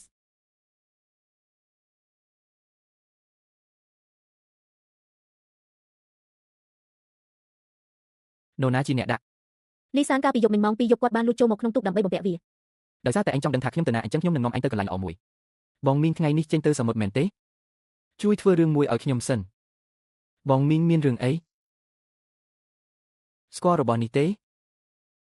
ខ្ញុំមិនដឹងថាវាជាអ្វីទេម៉ោង2យប់រំលងអធិដ្ឋឯងបានលួចចូលមកក្នុងទូករបស់ខ្ញុំហើយបំពាក់របស់នេះឥឡូវខ្ញុំឲ្យឯងជ្រើសរើសពីប្រាប់ខ្ញុំថានរណាជាអ្នកបញ្ជាឯងឬក៏ខ្ញុំដឹងប៉ូលីសគឺអ្នកចាត់ការទៅគាត់ប្រាប់ថាឲ្យតែផ្ញើទីតាំងទូករបស់បងទៅគាត់ភ្លាមគាត់នឹងឲ្យខ្ញុំ20000ខ្ញុំលែងហ៊ានទៀតហើយចេញទៅបើឲ្យខ្ញុំឃើញឯងនៅក្បែរកំពង់ផែទៀតខ្ញុំនឹងវាបំបាក់ជើងឯងខ្ញុំចង់ប្តឹងប៉ូលីសឧបករណ៍តាមដាននេះតើអ្នកប្រកាសទេថាមានគេដំឡើងវាដោយចិត្តណាខ្ញុំប្រកាសអ្នកដែលដំឡើងវាឈ្មោះលីសានជាអ្នកភូមិគាត់បានសារភាពតមកថាជាការបញ្ជារបស់អ្នកចាត់ការចៅអ្នកចាត់ការចៅគឺជាកូនចៅរបស់ឈិនជីងឈွန်តើអ្នកមានចំនួនជាមួយគាត់ទេគាត់ចង់ក្តោបក្តាប់ប្រភពទំនិញរបស់ខ្ញុំតែខ្ញុំមិនយល់រំគាត់បានបិទទីផ្សាររបស់ខ្ញុំនៅក្នុងទីក្រុងប៊ីនហៃហើយឥឡូវនេះគាត់បានបំពាក់ឧបករណ៍តាមដានលើទូករបស់ខ្ញុំទៀតនេះជាការបំពានសិទ្ធិឯកជនជាអំពើខុសច្បាប់យើងនឹងទៅរកលីសានរឿងនេះយើងនឹងស៊ើបអង្កេតប៉ុន្តែអ្នកត្រូវមានភស្តុតាងត្រឹមឧបករណ៍តាមដាននិងចម្លើយសារភាពគឺមិនគ្រប់គ្រាន់ទេភស្តុតាងខ្ញុំមានលីសេយប់នេះទៅទូករបស់ចាំងមីងហើយដាក់ប្រដាប់តាមដានអេភជាប់នឹងស្លាប់ចាក់ដោយប្រើមេដៃពេលដាក់រួចផ្ញើសារប្រាប់ខ្ញុំនឹងបាញ់លុយ20000យ៉នទៅកាត់ឯងបងចៅចុះបើគេដឹងធ្វើមិនទៅបើគេដឹងឯងប្រាប់គេថាឯងធ្វើខ្លួនឯងបើឯងហ៊ានប្រាប់ថាខ្ញុំជាអ្នកប្រើឯងដឹងហើយថានឹងមានរឿងអ្វីកើតឡើងតើសម្លេងនេះបានមកពីណាមិត្តម្នាក់ផ្ញើមកខ្ញុំគាត់តែងតែជួយខ្ញុំប្រមូលភស្តុតាងឧក្រិដ្ឋកម្មរបស់ឈិនឈៀនដែលជាប្រធានក្រុមហ៊ុនភស្តុតាងនេះគឺគ្រប់គ្រាន់ហើយអាចប្តឹងបានហើយតើអ្នកណាជាអ្នកផ្ញើភស្តុតាងនេះមកគឺមនុស្សអាចកំបាំងនោះមែនទេគាត់ឈ្មោះលីនយីយ៉ាងហោចណាស់នេះជាឈ្មោះដែលគាត់ប្រាប់ខ្ញុំលីនយីតើអ្នកស្គាល់គាត់ទេគាត់ប្រាប់ថាខ្ញុំជំពាក់កូនគាត់ខ្ញុំចេះតែគិតថាតើខ្ញុំធ្លាប់ជួយគាត់នៅពេលណាភស្តុតាងគឺគ្រប់គ្រាន់ដើម្បីប្តឹងពួកគេហើយប៉ុន្តែឈិនឈៀនមិនងាយនឹងត្រូវផ្ទួលទេនៅពីក្រោយគាត់នៅមានក្នុងមួយឯទៀតគាត់នឹងធ្វើរឿងឈួតជាងនេះនៅពេលបន្ទាប់អ្នកត្រូវតែត្រៀមខ្លួនឲ្យបានល្អតើលោកជានរណាកាលពីអ្នកនៅក្មេងអ្នកធ្លាប់សង្គ្រោះក្មេងប្រុសម្នាក់ដែលលងទឹកអ្នកនៅចាំទេគឺជាលោកខាងលើបានអនុម័តហើយផ្ទៃដីឆ្នេរ3000ហិកតានៅខាងកើតភូមិយីនីនិងក្បែរជ្រោយសាមាត់ត្រូវបានប្រគល់ឲ្យក្រុមហ៊ុនអាហារសមុទ្រពីងហៃដើម្បីអភិវឌ្ឍនោះមិនមែនជាក្រុមហ៊ុនរបស់ឈិនឈៀនទេឆ្នេរនោះជាកន្លែងដែលដូនតាយើងពឹងផ្អែកដើម្បីរស់ហេតុអីបានជាប្រគល់ទៅឲ្យគាត់ក្នុងឯកសារបានបញ្ជាក់ថាវាជានីតិវិធីដាក់ដេញថ្លៃស្របច្បាប់គេបានបង់ប្រាក់ចំនួន12លានដើម្បីទិញសិទ្ធិអភិវឌ្ឍនេះនៅពីក្រោយឈិនឈៀនមានអ្នកគ្រប់គ្រងសិទ្ធិអភិវឌ្ឍនេះត្រូវបានអនុម័តដោយផ្ទាល់ពីក្នុងបង្អែករបស់គាត់នីតិវិធីមើលទៅគ្មានចំណុចខ្វះខាតទេប៉ុន្តែការពិតវាគឺជាការប្រើអំណាចទិញយកសិទ្ធិអភិវឌ្ឍនេះគឺគ្រាន់តែនិយាយថាជាការអភិវឌ្ឍតើឈិនឈៀនមានគម្រោងអភិវឌ្ឍជាក់លាក់ដែរទេមានរបាយការណ៍បរិស្ថានទេមានកំណត់ហេតុនៃសវនាការអ្នកភូមិទេឯកសារនេះមិនមានភ្ជាប់រឿងទាំងនោះទេអ្នកទាំងអស់គ្នាស្ដាប់ខ្ញុំគាត់ទទួលបានសិទ្ធិអភិវឌ្ឍមិនមែនជារឿងកុហកទេប៉ុន្តែដើម្បីអភិវឌ្ឍគាត់ត្រូវឆ្លងកាត់ការវិតម្លៃបរិស្ថានជាមុនសិនដោយសារនីតិវិធីទាំងនេះមិនទាន់រួចរាល់គាត់គុំសង្ឃឹមថានឹងប៉ះពាល់ដល់ឆ្នេរយើងសូម្បីតែដេមួយគ្រាប់បងមីងឈិនទទួលបានសិទ្ធិអភិវឌ្ឍហើយតើថ្ងៃមុខយើងនៅអាចចេញទៅសមុទ្របានទៀតទេអាចសិទ្ធិអភិវឌ្ឍមិនស្មើនឹងសិទ្ធិកម្មសិទ្ធិទេយើងនៅតែអាចចេញទៅសមុទ្របានដូចធម្មតានៅតាមឆ្នេរសាធារណៈខ្ញុំបានពិនិត្យមើលច្បាប់ពាក់ព័ន្ធហើយបើគម្រោងអភិវឌ្ឍរបស់ឈិនប៉ះពាល់ដល់ការនេសាទបែបប្រពៃណីរបស់ប្រជាជនពួកយើងអាចធ្វើការប្តឹងតវ៉ារួមគ្នាបានគ្រាន់តែវាត្រូវការពេលវេលាអញ្ចឹងយើងត្រូវចំណាយពេលនេះដើម្បីប្រមូលទំនិញនិងសន្សំលុយឲ្យបានច្រើនមុនពេលពួកគេបិទកន្លែងនេះលោកប្រធានឈិនឯកសារសិទ្ធិអភិវឌ្ឍទទួលបានហើយតើយើងត្រូវធ្វើអ្វីបន្តទៀតកុំប្រញាប់ ត្រូវឲ្យចាងមីងដឹងពីរឿងនេះជាមុនសិនហើយឲ្យផ្លូវពីទៅគាត់គឺសហការជាមួយខ្ញុំរួមមានចេញពីភូមិជីនីគាត់ធ្លាប់បដិសេធម្ដងហើយអញ្ចឹងត្រូវបង្ខំគាត់ដំឡើងថ្លៃចំណតទុកនៅកំពង់ផែបិទផ្លូវចេញទៅសមុទ្ររបស់គាត់ខ្ញុំចង់មើលថាតើគាត់អាចទប់ទល់បានយូរប៉ុណ្ណាចាងមីងចាប់ពីថ្ងៃនេះទៅថ្លៃចំណតទុករបស់អ្នកឡើងដល់500យ៉នក្នុងមួយថ្ងៃ500កាលពីមុនមិនមែនអ្វីទេអីកាលពីមុនគឺកាលពីមុនឥឡូវគឺឥឡូវឆ្នេរនេះត្រូវបានគ្រប់គ្រងដោយក្រុមហ៊ុនអាហារសមុទ្រពីងហើយការគ្រប់គ្រងកំពង់ផែក៏ជារបស់ពួកគេដែរនេះគឺជាស្តង់ដារប្រម៉ូទថ្លៃថ្មីនេះគឺសំដៅមកលើខ្ញុំម្នាក់ឯងឬគ្រប់គ្នាទុកនេសាទធំទាំងអស់សុទ្ធតែតម្លៃនឹងភូមិជីនីទាំងមូលមានតែទុកយើងទេដែលជាទុកនេសាទធំនេះមិនមែនសំដៅការយើងទេអីខ្ញុំគ្មានលទ្ធភាពបង់500យ៉នក្នុងមួយថ្ងៃទេដូច្នេះទុករបស់ខ្ញុំនឹងមិនចតនៅទីនេះទេមិនចតនៅទីនេះភូមិជីនីទាំងមូលមានតែចំណតនេះមួយគត់បើអ្នកមិនចតនៅទីនេះតើអ្នកទៅចតនៅណាបញ្ឆេះម៉ាស៊ីនពួកយើងទៅលោកប្រធានចាងមីងបានបាត់ទុកចេញទៅហើយ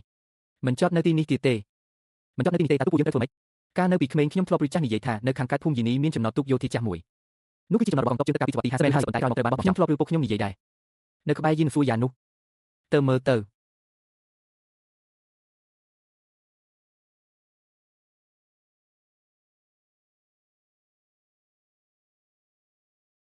ៅបងមីងកន្លែងនេះប្រើបានទេអាចប្រើបានគ្រាន់តែជួសជុលបន្តិចបន្តួចទៅគឺល្អជាងចំណតទុកភូមិជីនីទៅទៀតទឹកជ្រៅអាចលាក់ខ្លួនបានហើយមិនរងឥទ្ធិពលពីចំណូលទេចិនឈៀនបិទចំណតទុកខ្ញុំអញ្ចឹងខ្ញុំនឹងសាងសង់មួយដោយខ្លួនឯងបងមេងរចនាសម្ព័ន្ធផែននេះគឺល្អណាស់ជម្រៅទឹកចាប់ពី4ទៅ5ម៉ែត្រអាចចតទូកនេសាទចំណុះ100ត1គីឡូម៉ែត្រពីផ្លូវ highway គ្រាន់តែជួសជុលផ្លូវខ្ជាប់ចិនមិនក៏អ្នកដឹងពីរឿងទាំងនេះខ្ញុំមានគ្រប់គ្រងវិស្វកម្មនៅសាកលវិទ្យាល័យប៉ុស្តិ៍យាមនៅទីនោះបើជួសជុលរួចអាចធ្វើជាឃ្លាំងនិងបន្ទប់យាមបានលោកវិចំណែកចិនយើងគាត់ទទួលបានសិទ្ធិអភិវឌ្ឍឆ្នេរហើយបានបង្ខំអ្នកនេសាទឲ្យបង់ថ្លៃចតទូក500យ៉ូក្នុងមួយថ្ងៃចេញមិញបានរកឃើញផែយោធាដែលគេបោះបង់ចោលហើយចង់ជួសជុលវាសម្រាប់ប្រើប្រាស់ខ្ញុំស្គាល់ផែនោះកងទ័ពជើងទឹកបានប្រគល់វាទៅឲ្យអាជ្ញាធរមូលដ្ឋានហើយវាត្រូវបានទុកចោលនីតិវិធីត្រូវការការយល់ព្រមពីមូលដ្ឋានខ្ញុំអាចជួយរកការឲ្យអ្នកអរគុណលោកវីតាហ្សេងមិញនោះជាក្មេងដែលលោកធ្លាប់ប្រាប់ខ្ញុំថាបានជួយសង្គ្រោះជីវិតលោកមែនទេមែនហើយយល់ព្រមការជំពាក់គុណនេះខ្ញុំនឹងសងជំនួសអ្នកបងមេងបើផែជួសជុលរួចរាល់តើបងមានគម្រោងប្រើប្រាស់វាយ៉ាងដូចម្តេចមិនត្រឹមតែយើងប្រើប្រាស់ខ្លួនឯងទេថែមទាំងឲ្យអ្នកភូមិយកទូកមកចិននៅទីនេះបង្កើតសហករណ៍ហើយធ្វើការជាមួយគ្នាសហករណ៍ដូចក្នុងទូរទស្សន៍ហ្នឹងត្រូវហើយចិនយើងគ្រាន់ចង់ផ្ដាច់មុខអញ្ចឹងពួកយើងត្រូវរួបរวมគ្នាមនុស្សម្នាក់មិនអាចទល់នឹងគាត់បានទេចុះបើ100នាក់វិញខ្ញុំនឹងជួយបងរៀបចំផែនការសម្រាប់សហករណ៍គុំប្រញាប់ចាំដំណឹងពីខ្ញុំសិនលោកពីហេតុអ្វីបានជាលោកអញ្ជើញមកតែតោះផែយោធាដែលគេបោះបង់ចោលនៅភូមិយានីវខ្ញុំចង់ស្នើសុំលិខិតអនុញ្ញាតប្រើប្រាស់បណ្ដោះអាសន្នគោលបំណងគឺសម្រាប់អ្នកនេសាទចតទូកមិនពាក់ព័ន្ធនឹងការអភិវឌ្ឍពាណិជ្ជកម្មទេលោកវីទោះបីជាកម្មសិទ្ធិផែនេះជារបស់អាជ្ញាធរមូលដ្ឋានក៏ដោយប៉ុន្តែការប្រើប្រាស់បណ្ដោះអាសន្នត្រូវតែធ្វើតាមនីតិវិធីខ្ញុំយល់ហើយការវិតម្លៃបរិស្ថានសុវត្ថិភាពការពីអគ្គិភ័យអ្វីដែលត្រូវធ្វើខ្ញុំនឹងសហការប៉ុន្តែផែនេះត្រូវបានទុកចោលរយៈពេល20ឆ្នាំមកហើយអ្នកនេសាទសូម្បីតែកន្លែងចតទូកក៏គ្មានត្រូវគេបង្ខំឲ្យបង់ថ្លៃចតទូក500យ៉ូនក្នុងមួយថ្ងៃតើរឿងនេះលោកគិតថាសមហេតុផលទេលោកវីចំណែកខាង Chen Ying គាត់មានទំនាក់ទំនងមិនធម្មតាជាមួយថ្នាក់ដឹកនាំក្រុងមួយចំនួនខ្ញុំដឹងដូច្នេះថ្ងៃនេះខ្ញុំមិនមែនមកអង្វរអ្នកទេគឺមកប្រាប់អ្នកលិខិតអនុញ្ញាតនេះឲ្យក៏ត្រូវតែឲ្យមិនឲ្យក៏ត្រូវតែឲ្យបើមិនឲ្យថ្ងៃស្អែកខ្ញុំនឹងទៅខេត្តដើម្បីរកថ្នាក់ដឹកនាំចាស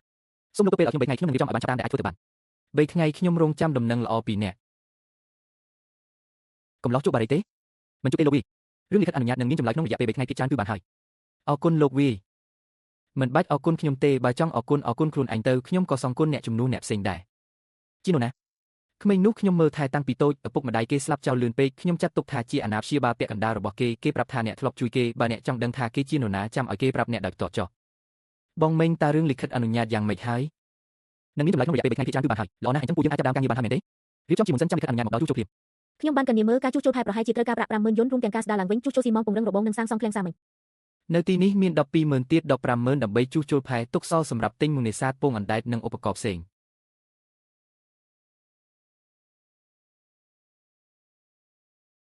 ពូមីងផែយោធានៅខាងយើងស្វ័យនោះខ្ញុំដឹងពីរបៀបយកវាមកវិញហើយលិខិតអនុញ្ញាតនឹងធ្លាក់មកក្នុងពេលឆាប់ខ្ញុំចង់ជួសជុលវានៅថ្ងៃមុខទូករបស់អ្នកទាំងអស់គ្នាអាចចតនៅទីនោះបានមិនយកថ្លៃចតទូកសំបីមួយកាក់1សេនឡើយមិនយកទេចុះឯងរកលុយតាមរបៀបណាខ្ញុំរកលុយតាមរយៈការចេញទៅសមុទ្រផែគឺសម្រាប់មនុស្សគ្រប់គ្នាប្រើប្រាស់មិនគិតលុយទេប៉ុន្តែមានលក្ខខណ្ឌមួយថ្ងៃមុខខ្ញុំចង់បង្កើតសហគមន៍ពួកយើងចេញទៅសមុទ្រជាមួយគ្នាលក់ទំនិញជាមួយគ្នានិងចែកលុយគ្នាអ្នកដែលស្ម័គ្រចិត្តចូលរួមអាចប្រើប្រាស់ផែដោយសេរីអ្នកដែលមិនស្ម័គ្រចិត្តក៏មិនបង្ខំដែរក្មេងយ៉ាងមិញនេះខ្ញុំមើលគេធ្វើឡើងចរិតលក្ខណៈរបស់គេខ្ញុំទុកចិត្តបានខ្ញុំសុំចុះឈ្មោះមុនគេខ្ញុំក៏ទៅដែរនៅផ្ទះទំនេរក៏ទំនេរស្រាប់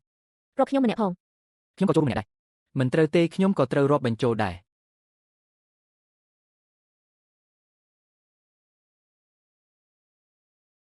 បងមេងថ្ងៃនេះធ្វើការសប្បាយណាស់ ថ្ងៃនេះមានអ្នកធ្វើការ23នាក់ម្នាក់ធ្វើការ8ម៉ោងថ្លៃសម្ភារៈអស់8500យន្តវឌ្ឍនភាពប្រហែល40%អនុម័តហើយលិខិតអនុញ្ញាតប្រើប្រាស់បណ្ដោះអាសន្នមានសុពលភាព2ឆ្នាំពេលអស់កំណត់អាចបន្តបានអនុម័តហើយទទួលបានការអនុម័តហើយអាចសន្សំបាន500យន្តហើយបងមិញពិតជាអស្ចារ្យមែនលោកវីសេចក្តីសប្បុរសមួយនេះខ្ញុំនឹងចងចាំមួយជីវិតមិនបាច់អរគុណខ្ញុំទេនេះជារឿងដែលធ្វើឡើងស្របច្បាប់និងត្រឹមត្រូវចេញយើងគ្រាន់ចង់រារាំងក៏រារាំងមិនបានដែរប៉ុន្តែអ្នកត្រូវចាំថាលិខិតអនុញ្ញាតធ្លាក់មកហើយគេអាចនឹងប្រាំព្យបាយផ្សេងទៀតអ្នកត្រូវតែប្រយ័ត្នខ្ញុំដឹងហើយមួយទៀតលេនយោបានឲ្យខ្ញុំប្រាប់អ្នកថាថ្មីនេះចេនយេងគ្រាន់កំពុងស៊ើបអង្កេតប្រវត្តិរបស់អ្នកចង់ដឹងថាអាចកំបាំងចាប់ត្រីសមុទ្ររបស់អ្នកជាអ្វីអ្នកត្រូវប្រយ័ត្នខ្លួនឯងអ្នកទាំងអស់គ្នាលិខិតអនុញ្ញាតបានធ្លាក់មកហើយចាប់ពីថ្ងៃនេះទៅផែននេះគឺសម្រាប់ពួកយើងប្រើប្រាស់ជាផ្លូវការមិនគិតថ្លៃចតទូកមិនថាយប់ឬថ្ងៃឲ្យតែអ្នកជាអ្នកនេសាទនៅភូមិយានីវទូករបស់អ្នកអាចចតនៅទីនេះបានបងមិញអាយុយឺនយូរកុំហៅអាយុយឺនយូរអីចាប់ដើមធ្វើការទៅថ្ងៃនេះបញ្ចប់ការងារដែលនៅសល់ថ្ងៃស្អែកយើងនឹងបើកកប៉ាល់ហេឡានចូលមកបងមិញតើបងគិតថាឈិនឈិនឈន់នឹងធ្វើអ្វីគាត់នឹងរកវិធីធ្វើឲ្យផែននេះប្រើមិនកាត់ប្រហែលជាឲ្យមនុស្សមករឿងប្រហែលជារកនាយកដ្ឋានមកស៊ើបអង្កេតចុះយើងគួរធ្វើម៉េចបើទីហ៊ានមកយកទីហ៊ានទប់បើទឹកមកយកដីទប់ផែននេះជាស្គលរបស់សាងមិញយ៉ែងមិញខ្ញុំហើយអ្នកណាហ៊ានប៉ះវាខ្ញុំនឹងប្រយុទ្ធបដូរជីវិតជាមួយគេកញ្ញាសានតើសាងមិញនៅទេខ្ញុំយកវាកុយបត្រមកវាកុយបត្រអ្វីស៊ីម៉ងខ្សាច់សម្រាប់ជួសជុលផែសុទ្ធតែទិញនៅហាងសម្ភារៈសំណង់ឡាវចៅឡៅឆៅឲ្យខ្ញុំយកវាកុយបត្រមកគាត់ថាសម្រាប់ឲ្យអ្នកទូទាត់មិនត្រូវទេយើងប្រើស៊ីម៉ង30ពេខ្សាច់តែ8គីបទេចំនួននេះវាមិនត្រូវគ្នាទេមិនក៏មិនត្រូវគ្នាឡាវចៅគ្រាន់តែចេញវាកុយបត្រតាមការស្នើសុំរបស់អ្នកតើបងស្រីវាកុយបត្រនេះជារបស់ខ្លាំងបងត្រឡប់ទៅប្រាប់ឡាវចៅវិញទៅថាឲ្យរបស់ពិតមកខ្ញុំឬក៏វាកុយបត្រនេះខ្ញុំមិនទទួលស្គាល់ទេសាំមិញឯងមិនអាចនិយាយនេះបានទេឡាវចៅជាអ្នករកស៊ីត្រឹមត្រូវអ្នករកស៊ីត្រឹមត្រូវមិនចេញវាកុយបត្រខ្លាំងទេបងជួយគាត់យករបស់បែបនេះមកខ្ញុំសម្បីតែប្តឹងបងជាមួយគ្នាក៏បានបងមិញមិនបងដឹងថាវាកុយបត្រនឹងខ្លាំងតាមសភាពគិតឲ្យលីសានធ្លាប់ដាក់គិតលើទូកខ្ញុំពីមុនតើប្រពន្ធគាត់អាចជាមនុស្សល្អយ៉ាងម៉េចទៅហាងសម្ភារៈសំណង់ឡាវចៅខ្ញុំបានឆែកមើលហើយវាបើកដោយសាច់ញាតិឆ្ងាយរបស់អ្នកគ្រប់គ្រងចៅវាកុយបត្រខ្លាំងនេះប្រហែលជាបញ្ជាដោយឈិនឈិនឈន់ចង់យករឿងជួសជុលផែមកធ្វើជាបញ្ហាបោកប្រាក់យើងឬធ្វើឲ្យកនីយើងញញៃមែនហើយតែគាត់មិននឹកស្មានថាកនីយើងច្បាស់លាស់បែបនេះទេត្រូវហើយខ្ញុំចាំកនីត្រឹមត្រូវដល់មួយកាក់មួយសេនលីសានបងមិញប្រពន្ធឯងថ្ងៃនេះមកផ្ញើវាកុយបត្រខ្លាំងអញដឹងរឿងនេះទេខ្ញុំមិនដឹងទេពិតជាមិនដឹងមែនគឺឡាវចៅដែលប្រាប់ឲ្យប្រពន្ធខ្ញុំយកមកខ្ញុំមិនខ្វល់ថាអញដឹងឬមិនដឹងទេត្រឡប់ទៅប្រាប់ប្រពន្ធថៃវិញហើយប្រាប់ឡាវចៅផងលើក្រោយខ្ញុំមិនទៅរកឡាវចៅទេខ្ញុំនឹងមករកឯងស្ងាត់ថ្ងៃនេះជាថ្ងៃដ៏រីករាយសហគមន៍នេសាទភូមិយូនូយ៉ាញ់និងសហគមន៍យោយីត្រូវបានបង្កើតឡើងជាផ្លូវការនៅថ្ងៃនេះសហគមន៍មានសាងមិញជាប្រធានសានជាមន្ត្រីហិរញ្ញវត្ថុយ៉ាវវិញជូជាប្រធានផ្នែកផលិតកម្មតើមានអ្នកណាជំទាស់ទេគ្មានទេអ្នកទាំងអស់គ្នាច្បាប់របស់សហគមន៍គឺសាមញ្ញគ្រប់គ្នាចេញទៅសមុទ្របញ្ចេញកម្លាំងបញ្ចេញលុយខ្ញុំទទួលខុសត្រូវរកទំនិញនិងរកទីផ្សារលក់បានលុយមកកាត់កំថ្លៃដើម្បីយើងបែងចែកតាមកម្លាំងពលកម្មនិងពីហ៊ុនខ្ញុំចូល20000ខ្ញុំចូល10000ខ្ញុំចូល5000ខ្ញុំចូល30000សរុបមកប្រាក់វិនិយោគគឺ320,000អរគុណអ្នកទាំងអស់គ្នាដែលជឿជាក់លើខ្ញុំសាងមិញសូមស្បោះចំពោះមេឃខ្ញុំនឹងមិនបណ្ដោយឲ្យអ្នកទាំងអស់គ្នាខាតបង់មួយកាក់មួយសេនឡើយសាងមិញខ្ញុំរស់បាន60ឆ្នាំហើយនេះជាលើកទី1ហើយដែលខ្ញុំឃើញភូមិយូនូសាមគ្គីគ្នាបែបនេះយ៉ាវិញជួននឹងកាន់តែសាមគ្គីគ្នានៅថ្ងៃអនាគតឧនដំបងថ្ងៃស្អែកត្រីរបស់សហគមន៍ត្រូវតែប្រមូលផលបានច្រើនសន្ធឹកសន្ធាប់កាលនេះរួចរាល់ហើយប្រាក់វិនិយោគ320,000បុកនឹងប្រាក់ចំណេញពីមុនសហគមន៍មានទ្រព្យសកម្មសរុប470,000ថ្ងៃស្អែកម៉ោង4ព្រឹកគ្រប់គ្នាចេញដំណើរទៅសមុទ្រប្រធានឈិនពួកគេវិនិយោគ320,000បុកនឹងលុយរបស់សាងមិញខ្លួនឯងជិត50,000ទៀតបើយើងបណ្ដោយឲ្យពួកគេធ្វើបានសម្រេចសហគមន៍មនុស្សប្រឡាក់ភូមិមួយក្រុមចង់មកទល់នឹងខ្ញុំពួកគេមិនអាចធ្វើទៅរួចទេថ្ងៃស្អែកជាឧនទី1របស់ពួកគេខ្ញុំចង់ឲ្យពួកគេលក់ត្រីមិនចេញសបីមួយក្បាលអត្ថន័យរបស់ប្រធានឈិនគឺឲ្យរដ្ឋបាលចូលផលទៅស៊ើបអង្កេតរកលេខអីក៏ដោយដើម្បីរឹបអូសទូកពួកគេរឹបអូសទំនិញពួកគេបងប្អូនអ្នកភូមិយូនូតោះចេញដំណើរសូមណារកឃើញហ្វុងត្រីធំមួយនៅចម្ងាយ5ម៉ាយខាងមុខក្តាមខៀវក្តាមសេះត្រីសមុទ្រមានច្រើនកកប៉ាន់ស្មានសរុបជាង500ចិនវិញជូជូនដំណឹងដល់ទូកពីខាងក្រោយឲ្យតាមទីដៅរបស់ខ្ញុំ5ម៉ាយខាងមុខត្រៀមទម្លាក់អួនប្រមូលផលបានល្អមានរបស់ច្រើនណាស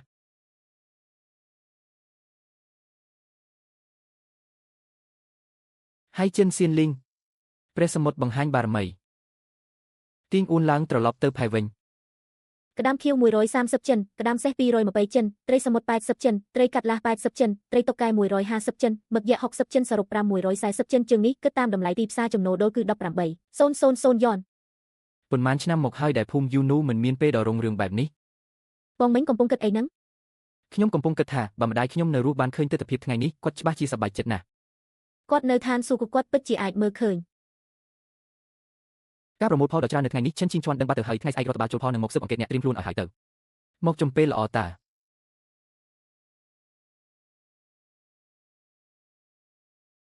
វាកំតិចទូកផែឧបករណ៍ទាំងអស់នឹងចោលទៅខ្ញុំរងចាំឯងយូរហើយសាំងមិញឯងគិតថាមនុស្សប្រមាណអ្នកនេះអាចបញ្ឈប់ខ្ញុំបានអញ្ចឹងឯងសាកមើលទៅ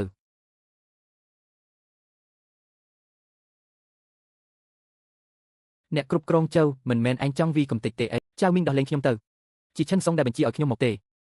េបងប៉ាវមានគេប្រមូលគ្នាវីកំតិចតំបន់ខាងលិចតែមនុស្សម្នាក់នោះត្រូវចាប់បានហើយ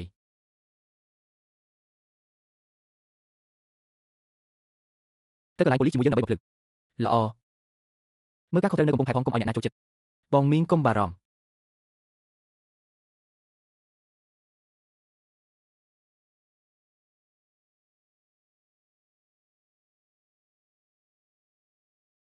លោកប្រធានឈិនអ្នកគ្រប់គ្រងចៅត្រូវគេចាប់ខ្លួនហើយចៅមីងបានត្រៀមទុកមុនរួចហើយថែមទាំងបាននាំមនុស្សជាង20នាក់មកពួនស្ទាក់ទៀតផងឈិនជីងឈៀននេះគ្រាន់តែជាការចាប់ផ្ដើមប៉ុណ្ណោះចៅមីងបងមីងតើខាងប៉ុស្តិ៍ប៉ូលីសនិយាយយ៉ាងម៉េចខ្លះអ្នកគ្រប់គ្រងចៅទទួលស្គាល់ហើយគឺលោកប្រធានឈិនជាអ្នកបញ្ជាប៉ុន្តែគាត់គ្រាន់តែទទួលស្គាល់ថារบบនោះមនុស្សបង្កចំនួនមិនទទួលស្គាល់ពីការបំផ្លាញទ្រព្យសម្បត្តិដល់ជាណាទេបងមីងកំពុងផែមួយផ្នែកត្រូវគេវីកំទេចទ្វារប៉ុស្តិ៍យាមត្រូវគេធាក់ទម្លុះម៉ាស៊ីនទូកនេសាទ2ត្រូវគេវីកំទេចហើយសំណាញ់នេសាទក៏ត្រូវគេកាត់ផ្តាច់អស់ពី3ដែរតើខូចខាតអស់ប៉ុន្មានយ៉ាងហោចណាស់30,000 យន់ចៅមីងខ្ញុំស្នើឲ្យអ្នកដាក់ពាក្យបណ្ដឹងជាផ្លូវការប្រមូលផ្ដុំមនុស្សបង្កចំនួនបូករួមនឹងការបំផ្លាញទ្រព្យសម្បត្តិដោយចេតនាល្មមឲ្យគាត់រងទុក្ខធ្ងន់ហើយយល់ព្រមខ្ញុំនឹងទៅរាយការណ៍ប្រាប់ប៉ូលីសជាផ្លូវការមន្ត្រីជើងខ្ញុំនឹងត្រឡប់ទៅរាយការណ៍ប្រាប់ផ្នែកស៊ើបអង្កេតព្រមទុនខ្ញុំនឹងប្តឹងដល់ទីបញ្ចប់មិនត្រឹមតែអ្នកគ្រប់គ្រងចៅទេគឺត្រូវប្តឹងទាំងឈិនឈីងឈៀនផងដែរគាត់គឺជាអ្នកនៅពីក្រោយរឿងនេះឈិនឈីងឈៀនរឿងនេះត្រូវការភស្តុតាងវានឹងមានឆាប់នេះអ្នកទាំងអស់គ្នារឿងយប់មិញអ្នកទាំងអស់គ្នាបានឃើញហើយឈិនឈីងឈៀនមិនចង់ឲ្យយើងមានកំពង់ផែមិនចង់ឲ្យយើងសាមគ្គីគ្នាមិនចង់ឲ្យយើងរស់នៅបានសុខទេតែបើគាត់កាន់តែធ្វើបែបនេះយើងក៏មិនអាចអង្កបាបានដែរកំពង់ផែត្រូវគេវាកំទេចយើងជួសជុលទូកខូចយើងជួសជុលបើជួសជុលមិនកើតខ្ញុំចៅមីងនឹងចេញលុយទិញថ្មីចៅមីងនិយាយត្រូវហើយយើងមិនអាចឲ្យឈិនឈីងឈៀនសាច់ចំអកយើងបានទេថ្ងៃនេះឲ្យខ្ញុំធ្វើមេជាងសាងសង់កំពង់ផែឡើងវិញខ្ញុំចូលរួមដែរខ្ញុំក៏ទៅដែរឈិនឈីងឈៀនខឹងខ្លាំងណាស់ថ្ងៃនេះគាត់បានទៅរកអ្នកស្គាល់គ្នានៅទីក្រុងប៉ុន្តែភស្តុតាងរបស់អ្នករឹងមាំពេកគាត់មិនអាចជួយគេចេញបានទេពេលនេះប៉ុន្តែកុំធ្វេសប្រហែសមនុស្សពីខាងរដ្ឋបាលចូលផលនិងពន្ធដារត្រូវបានគេរៀបចំរួចរាល់ហើយពួកគេនឹងមកស៊ើបអង្កេតអ្នកនៅថ្ងៃស្អែកត្រៀមខ្លួនឲ្យបានល្អយល់ហើយអរគុណមានអីទៀតទេរឿងរបស់លីវសេនខ្ញុំបានរកឃើញរឿងជាច្រើនទៀតឆ្នាំដែលធ្វើឲ្យសន្លប់ភ្លាមនៅក្នុងកាស៊ីណូទាំង3គឺឈិនឈីងឈៀនជាអ្នកទិញតាមរយៈថៅកែអសស្ថានម្នាក់ខ្ញុំនៅតែបន្តប្រមូលភស្តុតាងឈិនឈីងឈៀនឯងសម្លាប់មនុស្សម្នាក់ខ្ញុំចង់ឲ្យឯងសងឈាមវិញបងមីងដៃរបស់បងមិនអីទេអ្នកទាំងអស់គ្នាហត់ហើយមកញ៉ាំការ៉េមទឹកកកសិនមកបងមីងមិនសូវមិញដៃបងរងរបួសទៅសម្រាប់បន្តិចសិនទៅមិនអីទេធ្វើឲ្យរួចរាល់ឆាប់នឹងបានចេញទៅក្រៅឆាប់អ្នកទាំងអស់គ្នាខំប្រឹងបន្តិចទៀតទៅចាក់ស៊ីម៉ង់ឲ្យរួចរាល់ស្អែកដាក់ទ្វារនឹងបង្អួចហើយខានស្អែកយើងអាចដាក់ទូកចូលទឹកវិញបានហើយយោពមបងមីងបងលយណាស់ខ្សាច់ចូលភ្នែកបងមីងដឹងទេពីមុនខ្ញុំគិតថាអ្នកភូមិគិតតែពីខ្លួនឯងគ្មានអ្នកណាជួយអ្នកណាទេប៉ុន្មានថ្ងៃនេះខ្ញុំឃើញពួកគេរួបរวมគ្នាពិតជាអស្ចារ្យមែននោះដោយសារតែយើងមានសត្រូវរួមទេគឺដោយសារតែយើងមានក្តីសង្ឃឹមរួមសាននៅពេលសហគមន៍មានសេរីភាពខ្ញុំនឹងតតួនាទីជាផ្លូវការឲ្យអ្នកជាប្រធានរ៉ែវត្ថុខ្ញុំនឹងរងចាំពាក្យនេះកូនក្តីរបស់ខ្ញុំសូមធានាឲ្យចៅមម៉ូនៅក្រៅឃុំយោងតាមច្បាប់ការប្រមូលផ្ដុំមនុស្សបង្កចំនួនអាចធានានៅក្រៅឃុំបានលោកចៅត្រូវសង្ស័យពីបំផ្លាញទ្រព្យសម្បត្តិដោយចេតនាទំហំទឹកប្រាក់ពាក់ព័ន្ធលើពី30,000 យន់ដែលមិនត្រូវនឹងលក្ខខណ្ឌធានានៅក្រៅឃុំទេ30000 យន់ឈើបាក់នៅលើកំពង់ផែនោះមានតម្លៃ30000 យន់អ្នកឯងមានចេតនាទីថ្លៃពោះហើយមានរបាយការណ៍វិតម្លៃពីអ្នកជំនាញបើលោកប្រធានឈិនគិតថាមានបញ្ហាអាចដាក់ពាក្យស្នើសុំត្រួតពិនិត្យឡើងវិញបានឲ្យខាងចូលផលនឹងពន្ធដារទៅថ្ងៃស្អែកនេះខ្ញុំចង់ឲ្យវាស្លាប់ស្រែកតើនរណាជាអ្នកទទួលខុសត្រូវគឺខ្ញុំតើមានការអ្វីដែរការអនុវត្តច្បាប់ជលផលមានគេរាយការណ៍ថាអ្នកប្រើប្រាស់ឧបករណ៍នេសាទខុសច្បាប់និងនេសាទខុសច្បាប់យើងត្រូវចុះត្រួតពិនិត្យតើនរណាជារាយការណ៍នោះត្រួតពិនិត្យតាមនឹងចុះតើកំណត់ត្រាប្រមូលផលរបស់អ្នករាល់ពេលចេញទៅសមុទ្រនៃណារាល់ពេលចេញទៅសមុទ្រពេលវេលាទីកន្លែងប្រភេទនេសាទនិងបរិមាណព្រមទាំងលក្ខណៈបច្ចេកទេសនៃសំណាញ់នេសាទដែលប្រើគឺមានកំណត់ត្រាទាំងអស់មេបញ្ជាការលក្ខណៈបច្ចេកទេសសំណាញ់នេសាទត្រឹមត្រូវតាមស្តង់ដារមិនបានរកឃើញឧបករណ៍នេសាទទៅពិនិត្យមើលកន្លែងទុកត្រជាក់ទេគ្មានបញ្ហាទេកំណត់ត្រារបស់អ្នកធ្វើបានត្រឹមត្រូវណាស់សូមអរគុណចំពោះការសរសើរសូមសួរថាតើនរណាជាអ្នករាយការណ៍ខ្ញុំចង់ដឹងថានរណាកំពុងចាប់ប្រកាន់យើងនេះមិនងាយស្រួលប្រាប់ទេបងមីងសំណាងហើយដែលបងឲ្យសានធ្វើកំណត់ការនេសាទបើមិនអញ្ចឹងទេថ្ងៃនេះយើងច្បាស់ជាត្រូវពួកគេស៊ើបអង្កេតមិនខានជារឿងដែលគួរធ្វើទេបើឈិនឈីងឈៀនសូបានគេមិនបានម្ដងគាត់នៅតែអាចធ្វើបានលើកទី2ទៀតទៅថ្ងៃមុខរាល់កំណត់ត្រាទាំងអស់ត្រូវតែលម្អិតជាងនេះខ្ញុំមើលថាមនុស្សរបស់ឈិនឈីងកំពុងតែទិញទឹកចិត្តអ្នកភូមិដោយនិយាយថាឲ្យតែមិនសហការជាមួយចៅមីងម្នាក់នឹងទទួលបាន5,000 យន់5,000 យន់ចាំទិញពួកគេមែនទេមនុស្សនៅភូមិអ៊ីនវូមិនមែនថោកបែបនេះជួបគ្នាជាផ្លូវការហើយលីងយីអ្នកព្រមបង្ហាញខ្លួនហើយរឿងរបស់យូជេងគឺខ្ញុំបានឲ្យលោកវាយប្រាប់មុនទើបពួកគេមិនងាយចាក់ចេញបែបនេះចេងឈីងឆាន់នឹងមិនបោះបង់ទេថ្ងៃនេះយូជេងមិនបានរកឃើញបញ្ហាអ្វីទេថ្ងៃស្អែកអ្នកពន្ធនឹងមកដល់សៀវភៅបញ្ជីរបស់អ្នករៀបចំរួចរាល់ហើយឬនៅសៀវភៅបញ្ជីដែលសានធ្វើទូពិនិត្យ100 ដងក៏មិនខ្លាចដែរចាំងមីងមានគេរាយការណ៍ថាសហគមន៍របស់អ្នកលួចបន្លំពន្ធយើងចាំបាច់ត្រូវពិនិត្យឡើងវិញនៅរាល់ករណីរបស់អ្នកតាំងពីបង្កើតរហូតមកដល់បច្ចុប្បន្នតាមសម្រួលចុះសានយកសៀវភៅបញ្ជីទាំងអស់មកលោកគ្រូសៀវភៅបញ្ជីនេះក៏ត្រាលម្អិតណាស់រាល់ចំណូលនិងចំណាយនីមួយសុទ្ធតែមានវិក័យប័ត្របន្តពិនិត្យទៀតទៅចំណាយសម្ភារៈសំណង់ 32,000 នេះវិក័យប័ត្រនៃណាវិក័យប័ត្រខ្លាំងៗតើនរណាជាអ្នកឲ្យនេះជាវិក័យប័ត្ររបស់ហាងសម្ភារៈសំណង់ឡាវចៅប៉ុន្តែមួយនេះគឺខ្លាំងៗយើងមិនបានប្រើវាទេវិក័យប័ត្រពិតប្រាកដនៅទីនេះប្រពន្ធរបស់លីសានយើងបានដាក់ពាក្យបណ្ដឹងរួចហើយបញ្ជីគឺមិនមានបញ្ហាអ្វីទេត្រឹមត្រូវល្អណាស់ ប៉ុន្តែខ្ញុំសូមរំលឹកអ្នកមួយឃ្លាទៅថ្ងៃមុខរាល់វិក័យប័ត្រទាំងអស់ត្រូវតែត្រឹមត្រូវគុំទប់ចន្លោះប្រហោងឲ្យមនុស្សដែលមានចិត្តងាយអាក្រក់អរគុណដែលបានរំលឹកធ្វើឲ្យខ្ញុំភ័យស្លន់ស្លោខ្ញុំស្មានតែពួកគេត្រូវពិនិត្យយូរណាស់តើអ្នកមិនខ្លាចទេខ្លាចប៉ុន្តែខ្ញុំដឹងថាអ្នកមានជំនាញច្បាស់លាស់អគ្គនាយកចេញយូចេងមិនបានរកឃើញបញ្ហាទេពុនដាក៏មិនបានរកឃើញបញ្ហាដែរសៀវភៅបញ្ជីដែលសានធ្វើនោះស្អាតណាស់ពិតជាពូសម្រាប់មែនចុះបើយើងប្រើវិធីចាស់ដៃតែម្ដងទៅអ្នកគ្រប់គ្រងចៅនៅជាប់ឃុំឃាំងនៅឡើយតើអ្នកចង់ទៅកំដរគាត់ទេដោយសារมันអាចធ្វើរឿងបើកចំហបានដូច្នេះយើងធ្វើរឿងសម្ងាត់វិញរកមនុស្សដុតភ្លើងដុតទូករបស់គាត់កំពុងផែរបស់គាត់បន្ទប់ត្រជាក់របស់គាត់ឲ្យខ្ទេចទាំងអស់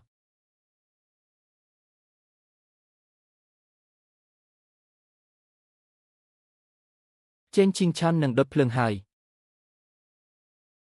ពេលណាទៅនៅមិនទាន់សម្រេចទេគាត់ឲ្យគេទៅរកវាងហូអ្នកលេងនៅទីក្រុងពីនហៃដែលមានជំនាញខាងធ្វើរឿងងខ្វក់ដូចជាការដុតភ្លើងអ្នកសាកស្ដាប់នេះមើល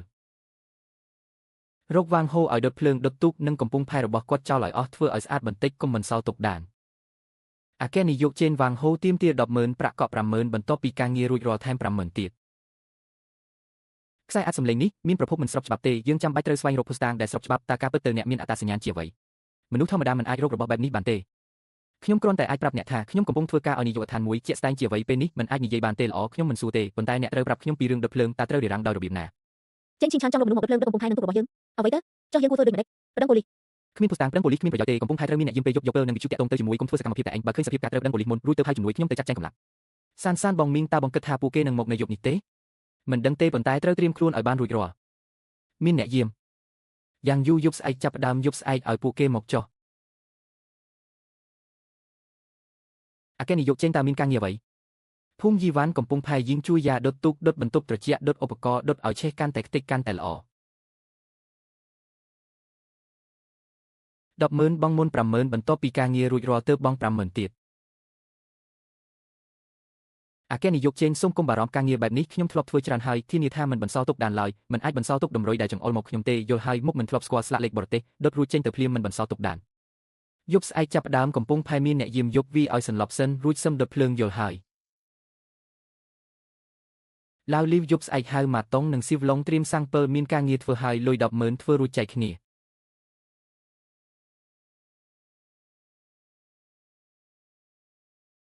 ច្បាស់ហើយយប់ស្អែកម៉ោងប្រហែល 11 មនុស្ស 4 នាក់យកសាំងដំបងប្តឹងប៉ូលីសពេលនេះគ្មានប្រយោជន៍ទេចាំពួកគេធ្វើសកម្មភាពចាប់ខ្លួនផ្ទាល់តែម្ដងគ្រោះថ្នាក់ពេកហើយនឹងមិនមានការប៉ះទង្គិចផ្ទាល់ទេឡោមព័ទ្ធចាំប៉ូលីសប្រធានវិនយាមច្រកចូលខាងកើតមេភូមិដឹកនាំមនុស្សលាក់ខ្លួននៅខាងក្រោយឆ្វេងខ្ញុំដឹកនាំមនុស្សយាមលើទូកចុះខ្ញុំវិញអ្នកទទួលខុសត្រូវប្តឹងប៉ូលីសឬសម្លេងស្រែកឬឃើញពន្លឺភ្លើងទូរស័ព្ទទៅ110ពេលខរួចចាំផ្ញើសារយល់ព្រមចាងមីងតើអាចមានរឿងអ្វីកើតឡើងទេមិនអីទេប្រសិនបើពួកគេហ៊ានមកគឺមិនឲ្យពួកគេត្រឡប់ទៅវិញរួចទេគ្រប់ក្រុមសាកល្បង0101ទទួលហើយសូមឆ្លើយតបម៉ោង 11 ពួកគេនឹងមកដល់ដាក់ទូរស័ព្ទក្នុងមុខងារស្ងាត់គោលដៅបានលេចចេញមកហើយកុំកម្រើករងចាំពួកគេធ្វើសកម្មភាពសិនចាំវីប្រហាបំបែកនេះធ្វើសកម្មភាពឡាវលីវទៅត្រួតពិនិត្យក្រាំងត្រជាក់អាតុងទៅត្រួតពិនិត្យទុកសៀវម៉ាមកត្រួតពិនិត្យបន្ទប់ឧបករណ៍ជាមួយខ្ញុំចាប់ផ្ដើមមានគេលោកឆ្មក់ដកថយ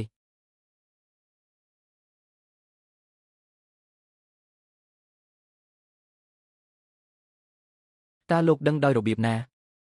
អ្នកមិនចាំបាច់ដឹងទេតើមនុស្សទាំងនេះអ្នកជាអ្នកចាំមែនទេគឺមីងនិងខ្ញុំចាប់បានជាមួយគ្នាពួកគេបានយកសាំងមកពីកំពង់ផែតើនរណាជាអ្នកបញ្ជាឯងមិននិយាយក៏មិនអីដែរនៅលើធុងសាំងមានសាំងរៀមតែរបស់ឯង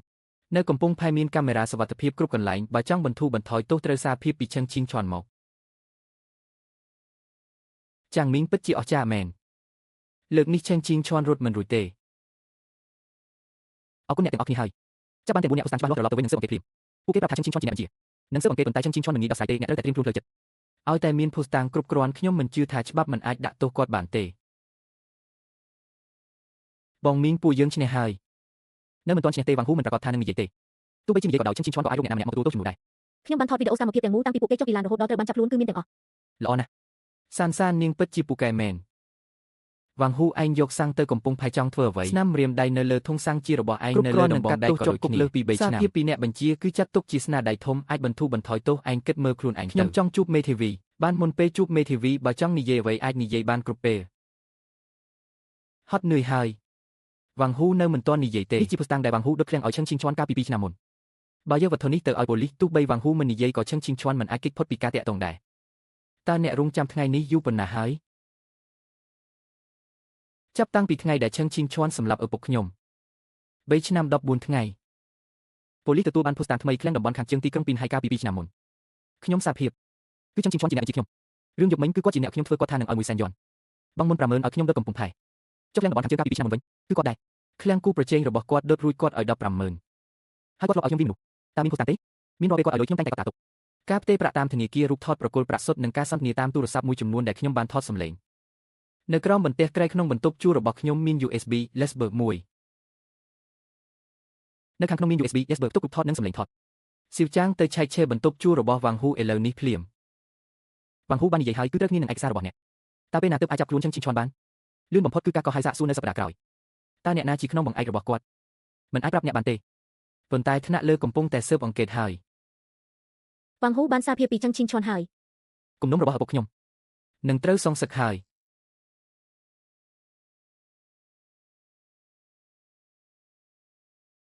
ឈឹងឈីងឈွန်នាយកដ្ឋានសន្តិសុខសាធារណៈក្រុងសូមសហការក្នុងការស៊ើបអង្កេតឥឡូវចេញដំណើរសហការក្នុងការស៊ើបអង្កេតពិតជាបានខ្ញុំនឹងឲ្យលេខាទៅប្រាប់មេធាវីមិនបាច់ទេយើងនឹងប្រាប់មេធាវីឥឡូវនេះឡើងឡានមានរឿងអ្វីរឿងវ៉ាងហ៊ូដុតបំផ្លាញនិងរឿងដែលអ្នកផ្ទេរប្រាក់ឲ្យមនុស្សមួយចំនួនមេធាវីលីលោកឈឹងត្រូវបានចាប់ខ្លួនហើយចាស់ឥឡូវនេះមកភ្លាមមកឈឹងឈីងឈွန်ត្រូវបានចាប់ខ្លួនហើយលឿនពេកហើយនឹកស្មានមិនដល់សោះទាំងកណ្ដាលថ្ងៃត្រង់ទីបំផុតទេវតាមានភ្នែកហើយអ្នកទាំងអស់គ្នាកុំរំភើបពេក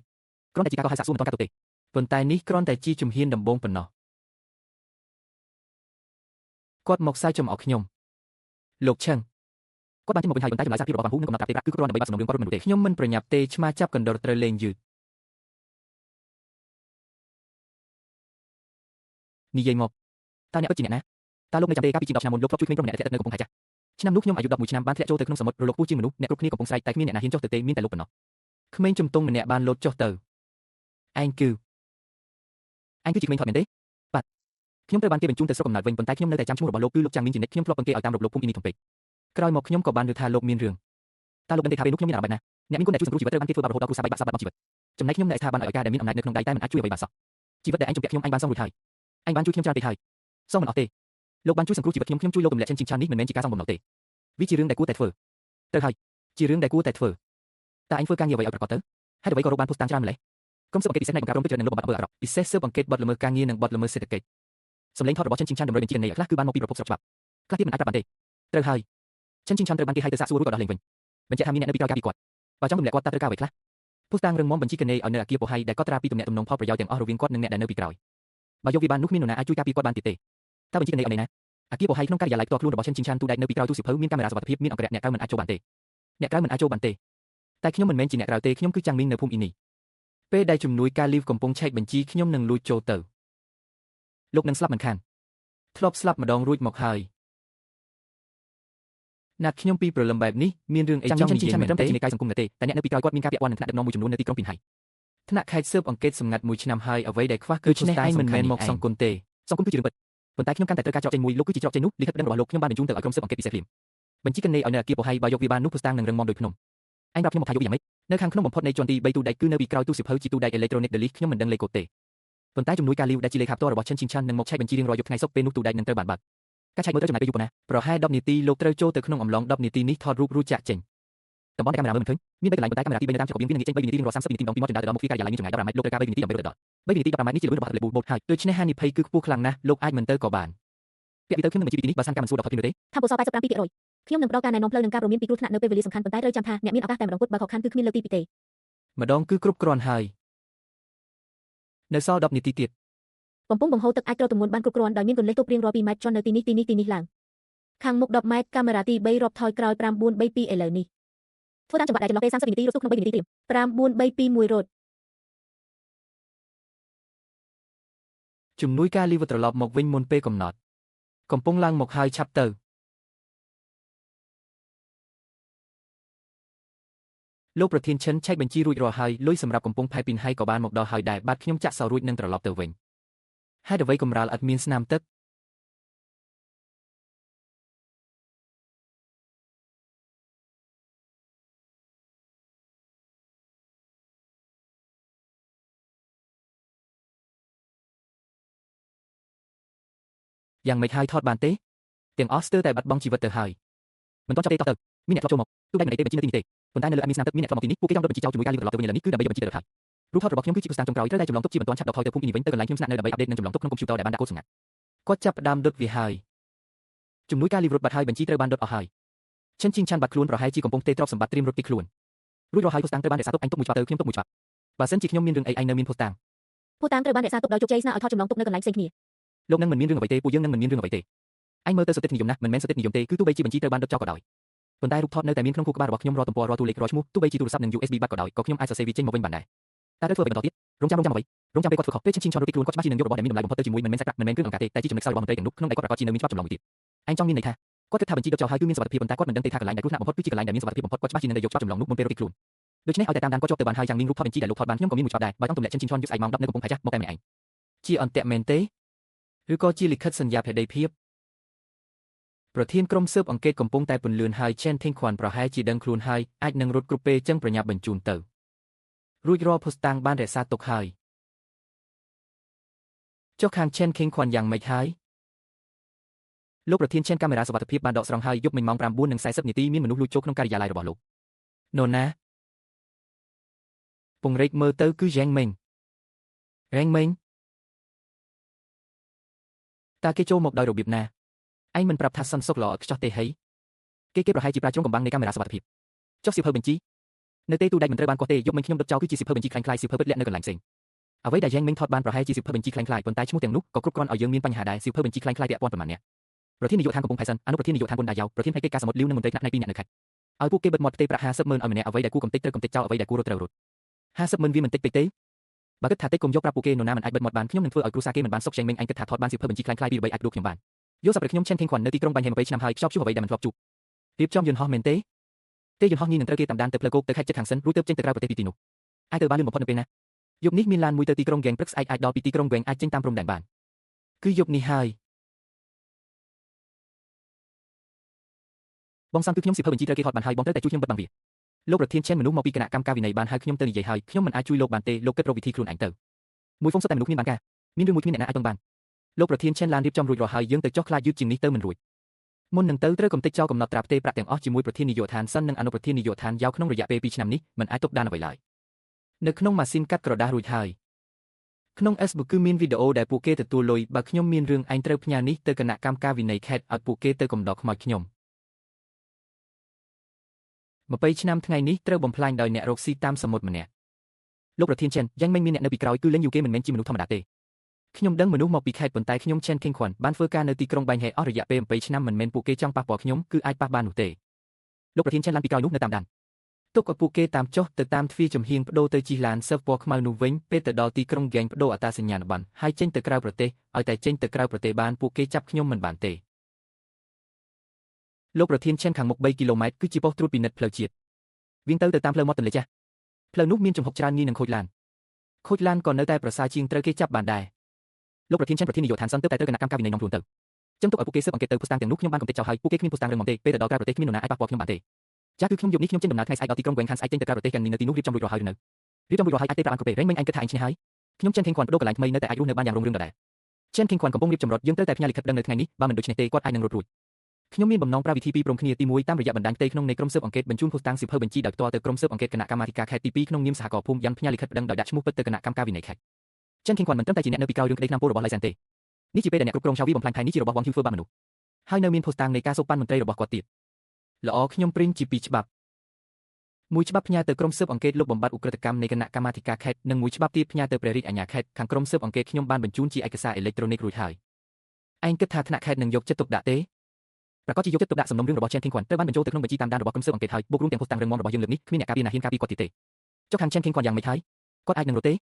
ខ្ញុំបានប្រាប់ប៉ូលីសហើយគ្រប់ច្រកចេញចូលអាកាសយានដ្ឋានចំណតរថភ្លើងពេលអត្តសញ្ញាណប័ណ្ណរបស់គាត់បង្ហាញខ្លួននិងមានការប្តឹងប៉ូលីសភ្លាមគាត់រត់មិនរួចទេសម្បត្តិទាំងនេះពេលណាអាចទៅដល់ការដឹកជញ្ជូនក្នុងខែថ្ងៃស្អែកអាចដល់ហើយ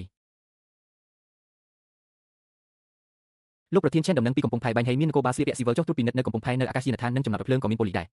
មិនចម្លែកទេពួកគេមិនបណ្ដោយឲ្យខ្ញុំចេញទៅដល់ញីទេចុះផ្លូវយើងនេះមានសុវត្ថិភាពទេឡានដែលខ្ញុំរៀបចំជារបស់ក្រុមហ៊ុនជួលប្រើស្លាកលេខคล้ายៗពេលទៅដល់ទីក្រុងហ្គេងបដូរអត្តសញ្ញាណប័ណ្ណហើយចេញទៅក្រៅប្រទេសពួកគេចាប់ខ្ញុំមិនបានទេលោកប្រធានឆែនពីក្រោយមានឡានមួយតាមយើងតាមបាន3គីឡូម៉ែត្រហើយផ្ដាច់គេចោលទៅលោកប្រធានឆែនដាច់មិនដាច់ទេបច្ចេកទេសបើកបររបស់ពីគីមខាងទៀតល្អណាស់ចុះពីផ្លូវជាតិទៅតាមផ្លូវតូច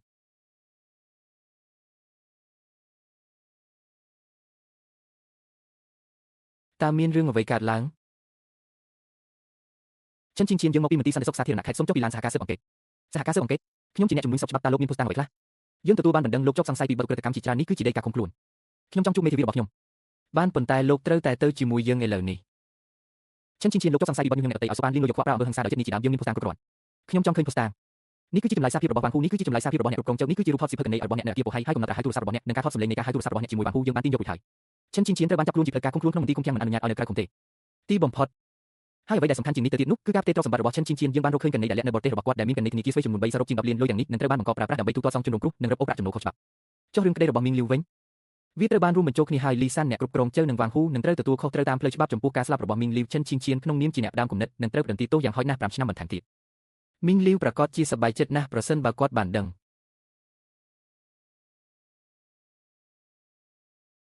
ងយើងគឺជាក្រុមការងារពិសេសប្រឆាំងនឹងក្រុមម៉ាហ្វីយ៉ាយើងមកឆែកឆេរអគារពោហៃតាមច្បាប់តើអ្នកមានលិខិតអនុញ្ញាតទេឆែកមើលរាល់ការិយាល័យរាល់បន្ទប់ទូដៃបាត់វាទាំងអស់ក្រុមទី1រួចរាល់ក្រុមទី2រួចរាល់ទាំងនេះគឺគ្រប់គ្រាន់សម្រាប់គាត់ដើម្បីជាប់គុកអស់មួយជីវិតហើយអគារពោហៃត្រូវបានគេឆែកឆេរចិនជិនជៀនមានបញ្ហាហើយសម្មុខហើយថៅកែចិត្តខ្មៅម្នាក់នេះគួរតែត្រូវចាប់ខ្លួនយូរមកហើយអគារពោហៃត្រូវបានគេឆែកឆេរអគារពោហៃរបស់ចិនជិនជៀនត្រូវបានគេឆែកឆេរហើយព្រះពិតជាមានភ្នែកមែនព្រះពិតជាមានភ្នែកមែនមីងលីវតើអ្នកបានឃើញទេតើអ្នកបានឃើញទេបងមីងបងអាចញឹមបានហើយគ្មានអ្នកណានិយាយថាបងធ្វើរោគសង្ហាទេបេសកកម្មបានបញ្ចប់មួយដំណាក់កាលហើយសម្រាប់សិនទៅ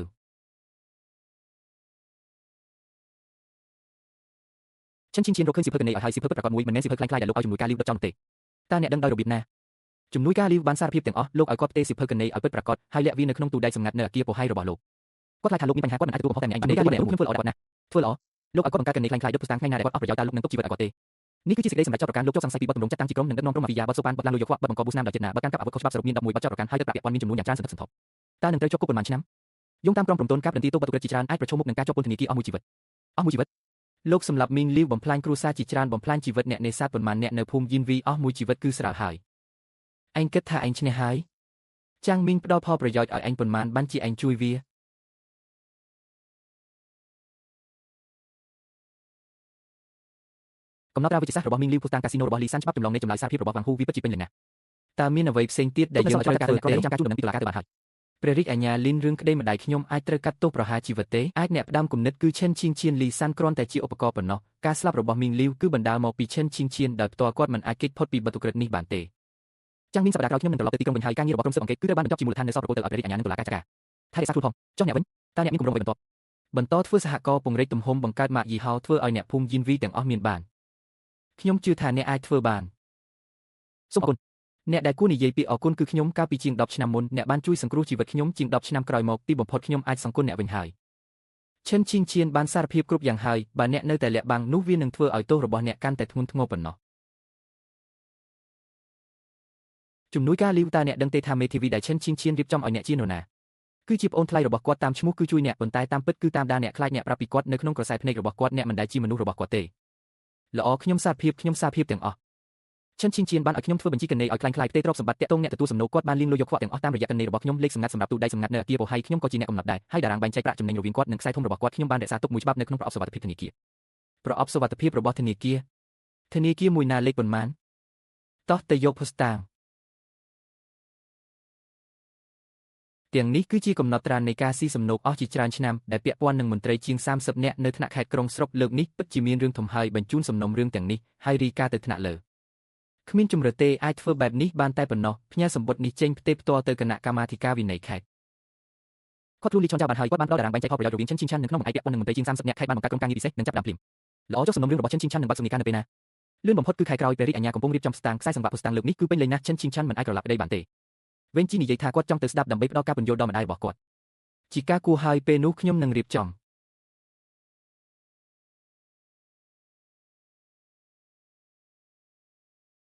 ប្រធានសុនយើងមកពីគណៈកម្មាធិការវិន័យខេត្តសូមសហការក្នុងការស៊ើបអង្កេត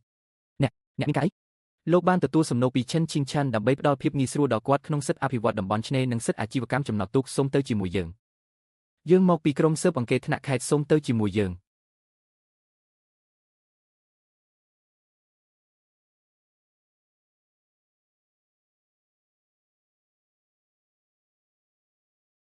សំណុំរឿងពាក់ព័ន្ធនឹងក្រុមម៉ាហ្វីយ៉ារបស់ប្រធានក្រុមហ៊ុនផលិតផលសមុទ្រទីក្រុងពីនហៃឈិនឈីងឆាន់ទទួលបានការរីកចម្រើនយ៉ាងខ្លាំងមន្ត្រីរាជការជាច្រើនអ្នកត្រូវបានចាត់វិធានការបង្ខំតាមច្បាប់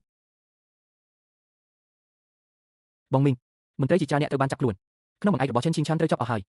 ទីក្រុងពីនហៃបានចេញសេចក្តីជូនដំណឹងជាច្រើននៅថ្ងៃនេះលើកនេះគឺធ្វើមែនទែនហើយមិនមែនធ្វើមែនទែនទេគឺយុទ្ធធរចុងក្រោយនឹងយកឈ្នះលើភាពអាក្រក់បងមីងបើម្ដាយខ្ញុំអាចឃើញថ្ងៃនេះគាត់នឹងបានឃើញនៅឯទីនោះតុលាការមិនបើកឲ្យចូលស្ដាប់ជាសាធារណៈទេយើងមិនអាចចូលបានទេប៉ុន្តែមានការផ្សាយបន្តផ្ទាល់នៅមាត់ទ្វារលទ្ធផលចេញភ្លាមយើងនឹងបានដឹងបងមីងខ្ញុំអាចធ្វើបានទេអាចធ្វើបានរងចាំទៅគឺបានហើយ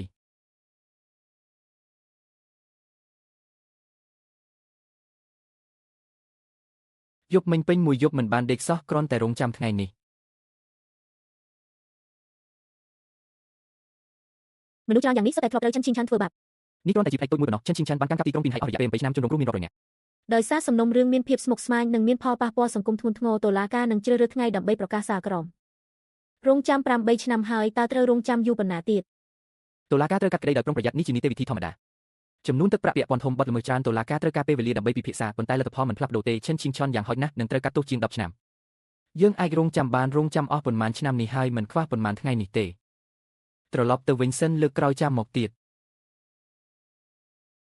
ព័ត៌មានថ្មីបំផុតរបស់ស្ថានីយ៍យើងសំណុំរឿងឈិនឈីងឆាន់ត្រូវបានប្រកាសសាលក្រមនៅព្រឹកនេះឈិនឈីងឆាន់បានប្រព្រឹត្តបទល្មើសរៀបចំដឹកនាំអង្គការដែលមានចរិតលក្ខណៈម៉ាហ្វីយ៉ាបទសូកប៉ាន់បទកាន់កាប់អាវុធខុសច្បាប់និងបទល្មើសចំនួន11ផ្សេងទៀតត្រូវប្រន្ទាទោសដាក់ពន្ធនាគាររយៈពេល10ឆ្នាំយ៉ាងណារំលោភទ្រព្យសម្បត្តិផ្ទាល់ខ្លួនទាំងអស់ដកសិទ្ធិនយោបាយរយៈពេល8ឆ្នាំព្រមជាមួយគ្នានេះតុលាការនឹងតាមដានការជំនុំខុសច្បាប់របស់ឈិនឈីងឆាន់ដើម្បីរកឲ្យផលិតផលជលផលរបស់ភូមិយីនីកើនឡើងឲ្យអ្នកទាំងអស់គ្នាមានជីវភាពការជាមួយនេះគឺជាការសង្សឹកដ៏ល្អបំផុតចំពោះឈិនឈីងឆាន់ចាងមីងអ្នកគឺជាវីរបុរសរបស់ភូមិយីនីខ្ញុំមិនមែនជាវីរបុរសទេខ្ញុំគ្រាន់តែបានធ្វើរឿងដែលអ្នកភូមិយីនីគួរធ្វើប៉ុន្តែផ្លូវរបស់ភូមិយីនីនៅវែងឆ្ងាយបន្ទាប់មកសហករណ៍ត្រូវពង្រីកម៉ាកយីហោត្រូវតែវាយលុកចេញដើម្បីឲ្យអ្នកភូមិទាំងអស់ក្លាយជាអ្នកមានម៉ែបានឬទេដើម្បីឲ្យអ្នកភូមិទាំងអស់ក្លាយជាអ្នកមាន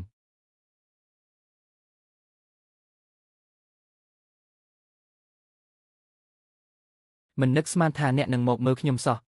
ខ្ញុំមិនមែនមកមើលអ្នកទេខ្ញុំមកបញ្ជាក់រឿងមួយរឿងអី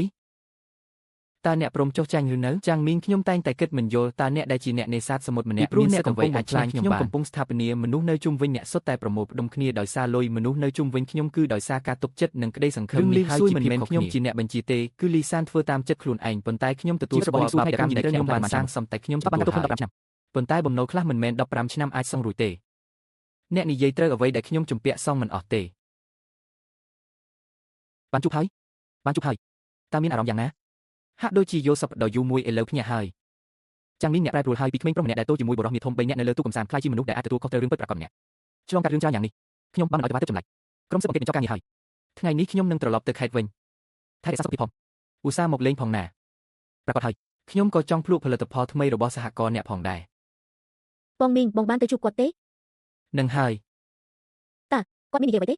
គាត់ថានឹកមិនយល់សោះហេតុអ្វីក៏គាត់ចាញ់ខ្ញុំចុះបងប្រាប់គាត់ថាម៉េចខ្ញុំមិនបានប្រាប់គាត់ទេព្រោះគាត់មិនដែលដឹងថាអ្វីជារឿងដែលសំខាន់ពិតប្រាកដអ្វីទៅដែលសំខាន់ពិតប្រាកដនោះមនុស្សទំនុកចិត្តក្តីសង្ឃឹមហើយនឹងសមុទ្រមួយនេះ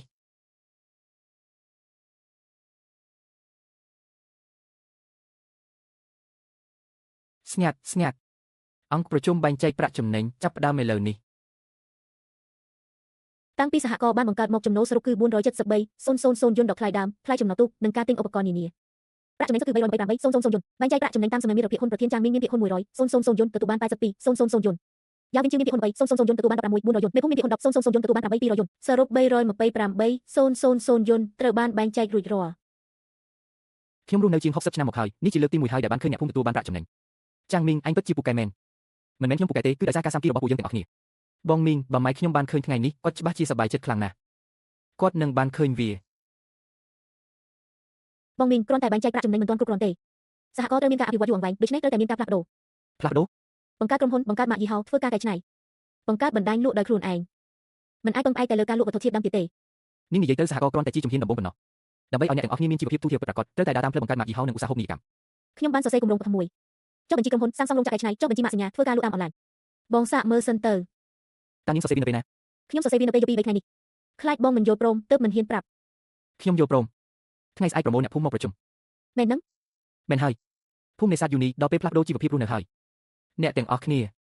មិនសូវបានបញ្ចេញប្រាក់ចំណេញតើអ្នកទាំងអស់គ្នាសប្បាយចិត្តទេសប្បាយចិត្តចុះបើខ្ញុំប្រាប់អ្នករាល់គ្នាថាទៅថ្ងៃមុខប្រាក់ចំណេញប្រចាំឆ្នាំនឹងកើនឡើងជាងឆ្នាំនេះទៀតអ្នកទាំងអស់គ្នាជឿទេអ្វីដែលយើងលក់គឺវត្ថុធាតុដើមដូចជាក្រាមសមុទ្របង្កងនិងឈឹងសមុទ្រសុទ្ធតែជារបស់ល្អប៉ុន្តែតម្លៃត្រូវបានគេបន្ទាបដោយសារតែគេមានម៉ាកសញ្ញារោងចក្រកែច្នៃនិងបណ្ដាញលក់ត្រឹមត្រូវចំណែកយើងវិញគ្មានអ្វីទាំងអស់ចុះអញចង់មានន័យថាបង្កើតក្រុមហ៊ុនបង្កើតម៉ាកយីហោខ្លួនឯងនិងសាងសង់រោងចក្រកែច្នៃគ្រឿងសមុទ្ររបស់យើងជាផលិតផលសម្រាប់លក់ផ្ទាល់ទៅផ្សារទំនើបភោជនីយដ្ឋាននិងតាមអនឡាញចាំងមីងអញនិយាយត្រូវខ្ញុំគ្រប់គ្រងខ្ញុំក៏គ្រប់គ្រងដែរខ្ញុំបានសរសេរផែនការអាជីវកម្មលម្អិតមួយអ្នកទាំងអស់គ្នាអាចមើលវាបានសាងសង់រោងចក្រកែច្នៃប្រហែលជាត្រូវចំណាយប្រាក់ច្រើនមែនទេតើយើងបានលុយពីណាច្រើនម្ល៉េះនេះជាប្រាក់ចំណេញរបស់ខ្ញុំ82,000 យន្តបូកនឹងលុយដែលនៅសល់របស់ខ្ញុំពីមុនសរុប150,000 យន្តខ្ញុំនឹងវិនិយោគពីអ្នកដែលចង់ចូលរួមអាចបន្តដាក់ហ៊ុនបានបើមិនចាំទេសហគមន៍នៅតែបន្តដំណើរការហើយការបែងចែកប្រាក់ខ្ញុំចាំងមីងជឿជាក់ថាផ្លូវក្រុមហ៊ុននេះហើយគឺជាអនាគតរបស់ភូមិនេសាទយូនីខ្ញុំដាក់10,000ខ្ញុំដាក់5000មូលនិធិភាគហ៊ុនថ្មីសរុប230,000 យន្តបូករួមនឹងសំណុលរបស់សហគមន៍នឹងលុយរបស់អ្នក150,000 យន្តមូលនិធិចាប់ដើមគឺ580,000 យន្តគ្រប់គ្រាន់ទេចុះបញ្ជីក្រុមហ៊ុន20,000 យន្តសាងសង់រោងចក្រកែច្នៃខ្នាតតូចប្រហែលជា30,000 យន្តឧបករណ៍10,000 យន្តការចុះបញ្ជីម៉ាកសញ្ញានិងការរចនាការវេចខ្ចប់50,000 យន្តសល់50,000 យន្តសម្រាប់មូលនិធិបងមីងតាក្រុមហ៊ុនឆ្នាំអ្វីតើបងនៅខេត្តអាចជួយសាកសួរពីនីតិវិធីចុះបញ្ជីក្រុមហ៊ុនអពួកយើងបានទេហើយនឹងរឿងចុះបញ្ជីម៉ាកសញ្ញាទៀតគ្មានបញ្ហាទេខ្ញុំស្គាល់មកអ្នកនៅទីពាណិជ្ជកម្មការចុះបញ្ជីម៉ាកសញ្ញាត្រូវឆែកមើលមុនប្រយ័ត្នជាងគេរងចាំដំណឹងបងធ្វើបានហើយពីការដើររកខ្ញុំឯងរហូតដល់ដំណឹងអ្នកភូមិទាំងមូលឲ្យមានបានខ្ញុំមានមោទនភាពចំពោះបងណាអរគុណជីនយូបើគ្មានអូនក៏គ្មានថ្ងៃនេះដែរថ្ងៃនេះគឺជាថ្ងៃដ៏អស្ចារ្យរបស់ភូមិនេសាទយូនីរោងចក្រកែច្នៃរបស់យើងផ្ទាល់បានបើកដំណើរការហើយលោកនាយកចាងការកាត់ខ្សែបូបានរៀបចំរួចរាល់ហើយរងចាំតែលោកជោគដីដំបូងប៉ុណ្ណោះរោងចក្រកែច្នៃចូលផលហៃស៊ីងក្រៅគ្រឹះនៅថ្ងៃនេះ3ខែក្រោយទីនេះនឹងក្លាយជារោងចក្រកែច្នៃគ្រឿងសមុទ្រដំបូងគេនៅភូមិនេសាទយូនីគ្រឿងសមុទ្ររបស់យើងកែច្នៃខ្លួនឯងវេចខ្ចប់ខ្លួនឯងនិងលក់ដោយខ្លួនឯង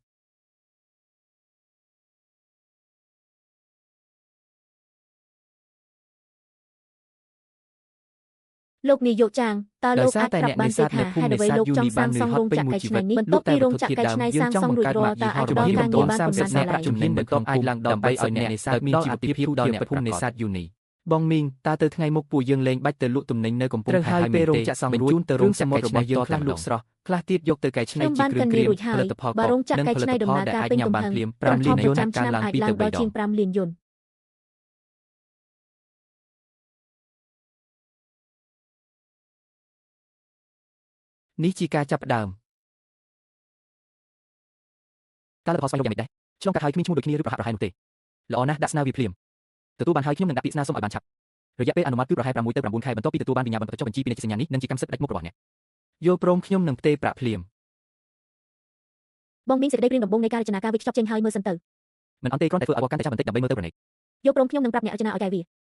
ពាណិជ្ជសញ្ញារោងចក្រកែច្នៃការវេចខ្ចប់ក្តីស្រមៃម៉ាកយីហោរបស់ភូមិយូនូមួយជំហានម្ដងកំពុងក្លាយជាការពិតអ្នកទាំងអស់គ្នាមើលនេះជាការវេចខ្ចប់គ្រឿងសមុទ្រហៃស៊ីងរបស់យើងប្រអប់នេះពិតជាស្អាតណាស់ស្អាតជាងរបស់នៅក្នុងផ្សារទំនើបទៅទៀតតើគ្រឿងសមុទ្ររបស់យើងនឹងត្រូវលក់ក្នុងប្រអប់បែបនេះមែនទេបាទក្តាមដូចគ្នាលក់រី1គីឡូ20យន្តដាក់ក្នុងប្រអប់នេះបិទម៉ាកគ្រឿងសមុទ្រហៃស៊ីងអាចលក់បាន35ក្នុង1គីឡូឮថាក្រុមហ៊ុនអ្នកបានចុះបញ្ជីពាណិជ្ជសញ្ញាក៏បានដាក់ពាក្យស្នើសុំរោងចក្រកែច្នៃក៏បានបញ្ចុះបឋមសាលាដែរលោកនាយកចាងធ្វើសកម្មភាពបានលឿនណាស់កុំថាខ្ញុំថាលោកនាយកចាងរោងចក្រកែច្នៃនៅតែជាដំណើរនៅឡើយពាណិជ្ជសញ្ញានៅកំពុងស្ថិតក្នុងការអនុម័តផ្លូវនៅវែងឆ្ងាយនិយាយអញ្ចឹងខេត្តនឹងរៀបចំពិព័រណ៍ផលិតផលកសិកម្មទូទាំងខេត្តនៅខែក្រោយខ្ញុំបានចុះឈ្មោះឲ្យអ្នកហើយគ្រឿងសមុទ្រហៃស៊ីងរបស់អ្នកអាចឆ្លៀតឱកាសនេះដើម្បីចាប់ផ្ដើមបានយ៉ាងល្អមែនទេល្អណាស់ខ្ញុំបានជួយអ្នកទទួលបានគោលការណ៍អនុគ្រោះសម្រាប់ថ្លៃសងអ្នកគ្រាន់តែរៀបចំផលិតផលនិងឯកសារផ្សព្វផ្សាយជាការស្រេចយល់ព្រមការតាំងពិព័រណ៍លើកនេះខ្ញុំនឹងធ្វើឲ្យគ្រឿងសមុទ្រហៃស៊ីងល្បីភ្លាមត្រសក់សមុទ្ររបស់ភូមិយូនូមានគុណភាពល្អតើអ្នកអាចធានាការគ្រប់គ្រងស្ថិរភាពបានទេបានយើងមានកងវិវិនេសាទនិងរោងចក្រកែច្នៃផ្ទាល់ខ្លួនការគ្រប់គ្រងប្រចាំខែអាចឡើងដល់ជាង 5,000 គីឡូមានសំណងតម្លៃលម្អិតការទិញប្រចាំខែគឺ 80,000មួយឆ្នាំគឺ96,000